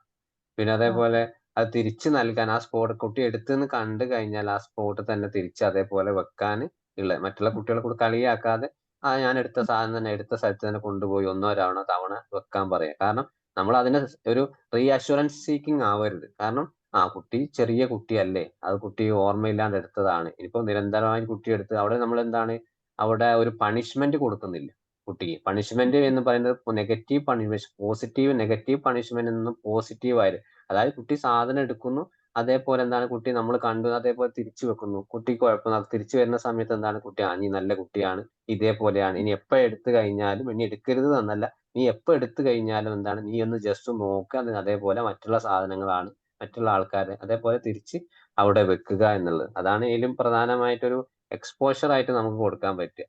പിന്നെ ഇതിൽ പറഞ്ഞതുപോലെ തന്നെ ഒരു പ്ലേ തെറാപ്പി പോലെ സ്റ്റോറി ടൈപ്പിംഗ് ഒക്കെ വേണമെങ്കിൽ ഒരു കണ്ടന്റെയും ഒരു പോലീസുകാരന്റെ ഒക്കെ കഥ പറഞ്ഞു കൊടുത്തിട്ട് കുട്ടികൾക്കൊക്കെ വേണമെങ്കിൽ ആ കുട്ടിക്ക് യഥാർത്ഥത്തിൽ ഗുണപാഠം എന്താണ് എന്നൊക്കെ കുട്ടിക്ക് പറഞ്ഞു കൊടുത്താൽ അതൊക്കെ സംഭവം ഉണ്ടാവും. പിന്നെ ഇതില് പറഞ്ഞതുപോലെ വേണമെങ്കിൽ നല്ലൊരു ബിഹേവിയർ തെറാപ്പിസ്റ്റിനെ ഡയറക്റ്റ് ആയിട്ട് കണ്ടിട്ട് ഇങ്ങനെ കുട്ടിക്ക് ഒരു സ്വഭാവം ഉണ്ട്, അതൊക്കെ ആണെങ്കിൽ നമുക്ക് ചിലപ്പോ ഈ കുട്ടി ചിലപ്പോ പണ്ടെങ്ങാനും ഇപ്പോ വേറെ എടുക്കുന്ന കുട്ടികൾ കണ്ട് ശീലിച്ചിട്ടുള്ളതാവാം. അല്ലെങ്കിൽ എന്താണ് ഈ കുട്ടിയുടെ ആരെങ്കിലും മറ്റുള്ള കുട്ടികൾ എടുത്തു കൊടുത്തിട്ട് നീ കൊണ്ടുപോയി എടുത്താലും പ്രശ്നമല്ല എന്നുള്ള അതും ശീലിച്ചതാ, പിന്നെ നിരന്തരമായിട്ട് എടുക്കുന്നതായിരിക്കാം. അങ്ങനെയൊക്കെ സാഹചര്യം ഉണ്ടാവാറുണ്ട്.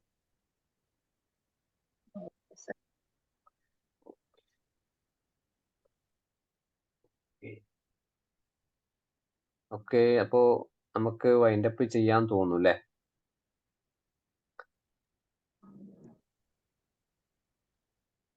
എന്തെങ്കിലും പറയാനുണ്ടോ? സാറേ പറഞ്ഞോളൂ. നമ്മുടെ അസസ്മെന്റില് ഡ്രോയിങ് ഇന്റർപ്രിട്ടേഷൻ പറഞ്ഞല്ലോ, അപ്പൊ അത് ഒന്ന് പറയാമോ എങ്ങനെയാണെന്നുള്ളത്, ഒരു എക്സാമ്പിളോട് പറയാം. ഡ്രോയിങ് ഇന്റർപ്രിട്ടേഷൻ എന്ന് പറഞ്ഞാൽ നമ്മളിപ്പോ ഇത് റിലേറ്റഡ് ആയി പറഞ്ഞ കാര്യങ്ങൾ തന്നെയാണ്. കാരണം കുട്ടിക്ക് വരച്ചു കാണിച്ചു കൊടുക്കുക എന്നുള്ള ഒരു ചിത്രത്തിലൂടെയോ, അല്ലെങ്കിൽ ഉദാഹരണം ഇവിടെ ഉപയോഗിക്കുന്ന ഒരു ഉദാഹരണം എന്താണ്, റിവർ ചേഞ്ച് എന്ന് പറഞ്ഞിട്ടുള്ള ഒരു കാര്യം. ഒരു മലയുടെ ചിത്രങ്ങൾ വരച്ചു കൊടുക്കുക. ഒരു മല 4 ചിത്രങ്ങൾ വരയ്ക്കുക, അതിന്റെ ഇങ്ങനെ ഫ്ലോ ആയിട്ട് ഇങ്ങനെ വരുന്നു.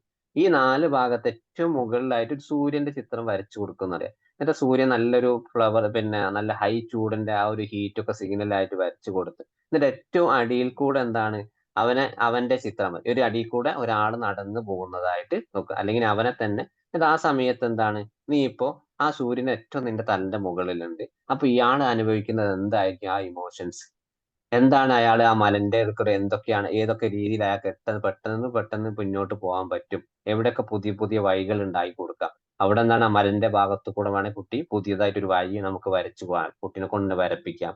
ഇതൊക്കെയാണ് നമുക്ക് ഡ്രോയിങ്ങിലൂടെ ഇന്റർപ്രിട്ടേഷൻ എന്ന് പറയും. കുട്ടിയുടെ യഥാർത്ഥത്തിലുള്ള, അല്ലെങ്കിൽ വേറൊരു ഉദാഹരണത്തിലൂടെ കുട്ടിക്ക് യഥാർത്ഥത്തിൽ തന്റെ ലൈഫിൽ നടക്കുന്ന ഏതൊരു സിറ്റുവേഷൻ ഇമോഷൻസിനെ കൂടുതലായിട്ട് പ്രകടിപ്പിക്കാൻ അല്ലെങ്കിൽ പറഞ്ഞു തരാൻ ഉപയോഗിക്കുന്ന ഒരു ടെക്നിക്കാണ്. പിന്നെ അതേപോലെ റോഡ് ബ്ലോക്ക് എന്ന് പറഞ്ഞിട്ടുള്ള ടെക്നിക്ക്, അതായത് ഒരു വലിയ ബ്രിഡ്ജ് വരയ്ക്കുക, ബ്രിഡ്ജിന്റെ ഇപ്പുറത്തും ഒരു ബ്ലോക്ക് ഉണ്ടാക്കുക, അവിടെ മറ്റേ ഭാഗത്തും, എന്നിട്ട് ഈ ഒരു ബ്ലോക്ക് ചാടി കടന്നിട്ട് പോകണം, നമുക്ക് ഒരാൾക്ക് അങ്ങോട്ട് പോകണം.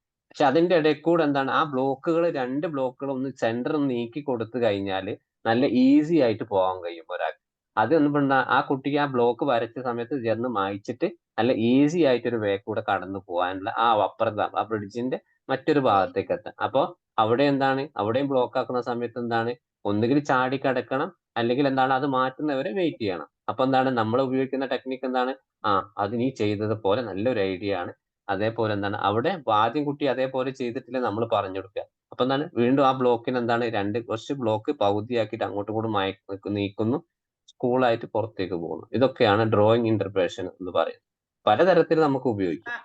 സാറേ, നമുക്ക് ഫാമിലി ട്രീ വരക്കാൻ കുട്ടിയൊക്കെ കൊടുത്താൽ ഓരോ ആളുകളോടുള്ള ആ ഒരു മെന്റാലിറ്റി എങ്ങനെയാണെന്നൊക്കെ തിരിച്ചറിയാൻ സാധിക്കൂലേ? ഏറ്റവും നല്ലതാണ്. കാരണം അത് പിന്നെ ജസ്റ്റാർട്ട് തെറാപ്പിയിൽ ഉപയോഗിക്കുന്ന ഒരു ടൂൾസ് ആണ്. അതേ കാരണം ഒരു മരത്തിന്റെ ചിത്രങ്ങൾ വരയ്ക്കുന്നു, എന്നിട്ട് വേരുകൾ ഒരു ഫാമിലിയാണ്, പിന്നെ അതിന്റെ മുകളിലുള്ള കാര്യങ്ങൾ എന്താണ്, പിന്നെ ഓരോ കാര്യങ്ങളും ഫാമിലിയിലുള്ള ഫലങ്ങൾ വരെ ഫ്രൂട്ട്സ് വരെ ഓരോ കാര്യങ്ങൾ. ഇതിൽ നീ എവിടെയാണ് നിൽക്കുന്നത് എന്നുള്ളത് നമ്മൾ അവരെ കൊണ്ട് ചെയ്യിപ്പിക്കുക. അത് നല്ലൊരു ഐഡിയ ആണ്. ഒരു വൃക്ഷം വരച്ചു കൊടുക്കുന്നു, എന്നിട്ട് അതിലെ കുടുംബത്തിലെ ഓരോ കാര്യങ്ങൾ നമ്മൾ ഓരോന്നോരോന്നായിട്ട് വേരുകൾ അച്ഛനാണ്, പിന്നെ അതിന്റെ പിന്നെ എന്താണ് റിസൾട്ട് എന്താണ്, സോറി, അതിന്റെ ഫ്രൂട്ട്സ് അമ്മയാണ്, മറ്റുള്ള ചില്ലകൾ ബ്രദേഴ്സ് ആണ്. ഇവിടെ നീ എവിടെയായിട്ട് വരും, അല്ലെങ്കിൽ എന്താണ് ഇതിന്റെ വാല്യൂ എവിടെയാണ് കിടക്കുന്നത്, അല്ലെങ്കിൽ എന്താണ് ഗോൾസ്, നമ്മൾ എവിടെയാണ് കുട്ടി പഠനത്തിലാണ് സ്റ്റഡി എന്ന് പറഞ്ഞിട്ടുള്ള മരത്തിന്റെ ഏറ്റവും മുകളിൽ കൊടുക്കുക. അവിടെ നീ ഏത് ഭാഗത്താണ്, അല്ലെങ്കിൽ നിനക്ക് ആരോടാണ് ഏറ്റവും കൂടുതൽ ഇഷ്ടം, ഇതൊക്കെ പല ടൈപ്പിൽ നമുക്ക് ഉപയോഗിക്കാം.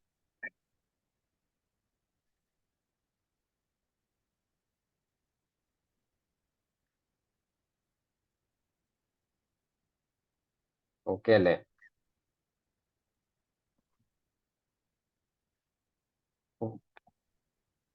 Okay sir. Thank you. Sir, ഒരു ചോദ്യമുണ്ട്. 15 വയസ്സുള്ള ഒരു പെൺകുട്ടിയാണ്. അവളുടെ അച്ഛനും അമ്മയും സ്നേഹിക്കുന്നില്ല.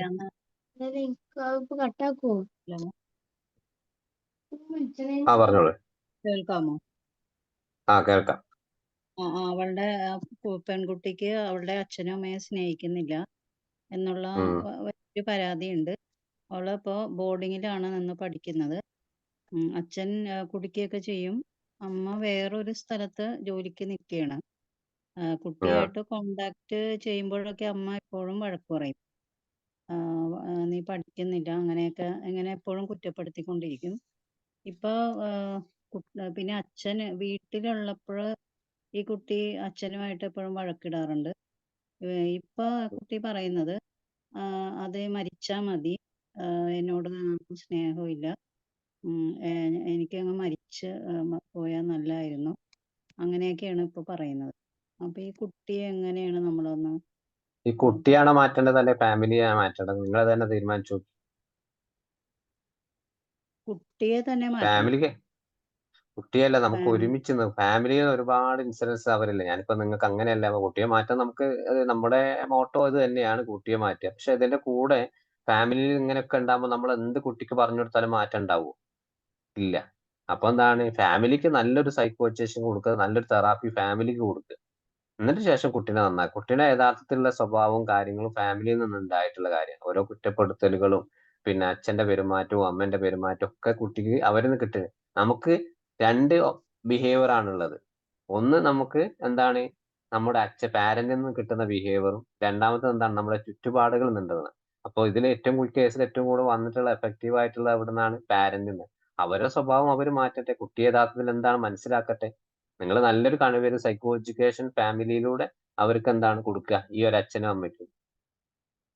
എന്നിട്ട് കുട്ടിക്ക് പറ്റാവുന്നതുപോലെ കുട്ടിയുടെ ചിന്തകൾ തിരിച്ചറിയുക, കുട്ടിയുടെ ഒരു ആഗ്രഹങ്ങളെ തിരിച്ചറിയുക, കുട്ടിയുടെ എമോഷൻസ് തിരിച്ചറിയുക. കുട്ടിക്ക് തൽക്കാലം ഒരു 15 ദിവസമൊക്കെ എന്താണ് ജേണൽ എഴുതാൻ കൊടുക്കുക. ജേണൽ എഴുതി തുടങ്ങിക്കോട്ടെ. കുട്ടി എന്താണ് മനസ്സിലെ ചിന്തകളും കാര്യമൊക്കെ ഒന്ന് എക്സ്പ്രസ് ചെയ്യട്ടെ. കുട്ടിയുടെ മനസ്സിലെ അമ്മ അച്ഛൻ പറയുന്ന സമയത്ത് എന്തൊക്കെയാണ് എനിക്ക് തോന്നുന്നത്, ദിവസത്തിൽ ഞാൻ എന്തൊക്കെ ചെയ്യുന്ന കാര്യങ്ങൾ, ഇതൊക്കെ റിലേറ്റഡ് ആയിട്ട് കുട്ടീനോട് ജേണൽ എഴുതാൻ പറയും 15 ദിവസം. എന്നിട്ട് 15 ദിവസം കഴിഞ്ഞിട്ട് നമ്മൾ തന്നെ കുട്ടീനെ കൊണ്ട് ഒരു ഇവാലുവേഷൻ, ഈ 15 ദിവസം നീ എഴുതി നിനക്ക് എന്താണ് തോന്നിയിട്ടുള്ളത്, ഇതിൽ ഏതൊക്കെയാണ് ശരി, ഇത് ഏതൊക്കെയാണ് തെറ്റ് എന്നുള്ളത്. തെറ്റ് പറയുന്ന കുട്ടിക്ക് അതൊക്കെ ഞാൻ എഴുതിയ കാര്യം തെറ്റാണെന്ന് കുട്ടീനെ ആ സമയത്ത് തന്നെ പെണ്ണെടുത്ത് വെട്ടിക്കളയാൻ പറയുക. ഇനി ശരിയായിട്ട് കാര്യങ്ങൾ, റിയൽ ആയിട്ട് തോന്നിയ കാര്യങ്ങൾ എന്താ, അതിനെപ്പറ്റി കൂടുതലായിട്ട് ഡിസ്കഷൻ ചെയ്യുക. ഇതാണ് ഒരു കൗൺസിലിംഗ് സെഷനെ നമ്മൾ തുടക്കത്തിൽ ആരംഭിക്കേണ്ടത്. ഇനിയിപ്പോ അതല്ല, പാരന്റിന്റെ കൂടെ സപ്പോർട്ടോട് കൂടിയാണെങ്കിൽ എന്താണ് കുറച്ചുകൂടി ഈസി ആയി മാറും. കാരണം അവർ കുറ്റപ്പെടുത്താൻ മാത്രമാണ് കുട്ടിയെ ഉപയോഗിക്കുന്നതെങ്കിൽ നമ്മൾ ഇനി എന്ത് ജേണൽ കൊടുത്തിട്ടും എന്ത് ആക്ടിവിറ്റി എന്ത് ട്രീറ്റ്മെന്റ് കൊടുത്തിട്ടും മാറ്റങ്ങൾ ഉണ്ടാവില്ല. പാരന്റ്സ് വളരെ ദൂരെയാണ്, കുട്ടി വളരെ ദൂരെ നിന്ന് വന്ന് നിക്കണേണ് ബോർഡിങ്ങിൽ. അപ്പൊ മീറ്റ് ചെയ്യാനായിട്ടുള്ള സന്ദർഭം കിട്ടുന്നില്ല. പിന്നെ ഈ ഒരു കാര്യം നമ്മള് അവിടുത്തെ ഹെഡ് മിസ്ട്രസിനോട് പറയേണ്ട ആവശ്യമുണ്ടോ? സ്കൂളില് ആണ്. അപ്പൊ പറയണം, മാനേജ്മെന്റിനെ അറിയിക്കണമല്ലോ. നമുക്ക് അങ്ങനെ കുട്ടിക്ക് ഒരു ബുദ്ധിമുട്ടുണ്ടെങ്കിൽ പ്രത്യേകിച്ച് അറിയിക്കണമല്ലോ. സംഭവിച്ചു കഴിഞ്ഞ ശേഷം നമ്മൾ പറഞ്ഞിട്ട് കാര്യമില്ല. എനിക്ക് ആ കുട്ടിയെ പറ്റി അറിയായിരുന്നു എന്ന് പറഞ്ഞിട്ട് മുമ്പേ അതിനെ പ്രീക്വഷൻ ഏർലി ഇന്റർവെൻഷൻ കൊടുക്കുക എന്നുള്ളതാണ്. നല്ലൊരു സൈക്കാട്രിസ്റ്റിന്റെ അടുത്ത് കുട്ടിയെ കൊണ്ടുപോവുക. എന്നിട്ട് കുട്ടി ഇങ്ങനെ ഈ സൂയിസൈഡൽ പിന്നെ റിസ്ക് അറ്റംപ്റ്റ്സ് ആണ് പറയുന്നത്, അപ്പോ അതിനെന്തൊക്കെയാണ് എന്നുള്ളത് നല്ലൊരു സൈക്കാട്രി ലെവലിൽ തന്നെ കൊണ്ടുപോവുക. എന്നിട്ട് മതി കൗൺസിലിംഗ് കാര്യങ്ങളൊക്കെ. കുട്ടി ഇങ്ങനെ ഭയങ്കരമായിട്ട് കരഞ്ഞു, ഇങ്ങനെ ഫീലിങ്സ് ഒക്കെ ഇങ്ങനെ പുറത്തേക്ക് എടുത്തായിരുന്നു. അപ്പൊ ഞാനിങ്ങനെ കുറച്ച് സമാധാനിപ്പിച്ചു. അങ്ങനെ പിന്നെ അതിന്റെ ക്ലാസ് ടീച്ചറിനോട് ഇങ്ങനെ ക്ലാസ്സിലെ കുട്ടിയെ അധികം ഇങ്ങനെ എന്തെങ്കിലും പറയണ്ട, ക്ലാസ്സിൽ വെച്ചൊന്നും പറയണ്ടെന്ന് ഞാൻ പറഞ്ഞു. പിന്നെ അതിനെ പുറത്ത് ഒറ്റയ്ക്ക് കാര്യങ്ങളൊക്കെ പറഞ്ഞു കൊടുത്താൽ മതി എന്ന് പറഞ്ഞിട്ടുണ്ട്. കൂട്ടത്തില് അതിനെ ഒന്നും പറയണ്ടെന്ന് പറഞ്ഞിട്ടുണ്ട്. അതെ, ഇതേതായാലും മാനേജ്മെന്റ് ഒക്കെ തീരുമാനിച്ച് ഫാമിലിയോട് പാരന്റിനോട് ചോദിക്കുക, അങ്ങനെ വിഷ്യൂസ് ഉണ്ട് അവരോട് പറയാ, ഞങ്ങളൊന്ന് കൊണ്ടുപോകും, അല്ലെങ്കിൽ നിങ്ങൾ വന്നിട്ടൊന്ന് സൈക്കാട്രിസ്റ്റിനെ കൊണ്ടുപോകണമെന്ന് പറയാം. പെട്ടെന്ന് എടുത്തോളിട്ടോ. കാരണം നമ്മുടെ കുട്ടികളുടെ മനസ്സാണ്, ഏത് സമയത്താണ് ചാഞ്ചാട്ടം ഉണ്ടാവുക എന്ന് പറയാൻ പറ്റും. ഇപ്പത്തെ ഒരു കാലഘട്ടവും അതാണ്. Thank you. അപ്പോ നമുക്ക് വൈൻഡപ്പ് ചെയ്യാൻ തോന്നുന്നു. ആർക്കെങ്കിലും എന്താ പറയാനുണ്ടോ?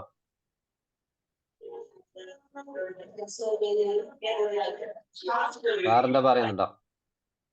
ഇല്ല സാർ, എല്ലാം മനസ്സിലായി സാർ, എല്ലാം മനസ്സിലായി. Excellent class. Okay, thank you. മനസ്സിലായി sir. We are very thankful to you. Okay, thank you. അപ്പോ നമുക്ക് പുതിയൊരു ടോപ്പിക്കുമായിട്ട് അടുത്ത ആഴ്ച കാണാം. Thank you. Good night. എന്റെ PPT ഞാൻ ഗ്രൂപ്പിൽ ഷെയർ ചെയ്യാം. Good night. നാളെ ക്ലാസ് ഇല്ലേ സാർ? നാളെ മറ്റന്നാളിൽ ഇല്ല? ആണ് നമ്മുടെ കണ്ടിന്യൂസ് ആയി ക്ലാസ്സുകൾ ഉണ്ടാവും. CBT 4 days കണ്ടിന്യൂസ് ആയിട്ട് ഉണ്ടാവും. അല്ല, അടുത്ത ആഴ്ച കാണാന്ന് പറഞ്ഞ കാരണം കൊണ്ട് ചോദിച്ചതാ. അടുത്ത ആഴ്ച ഫ്രീ വെബിനാർ. ശരി, okay, thank you. Good night. Good night.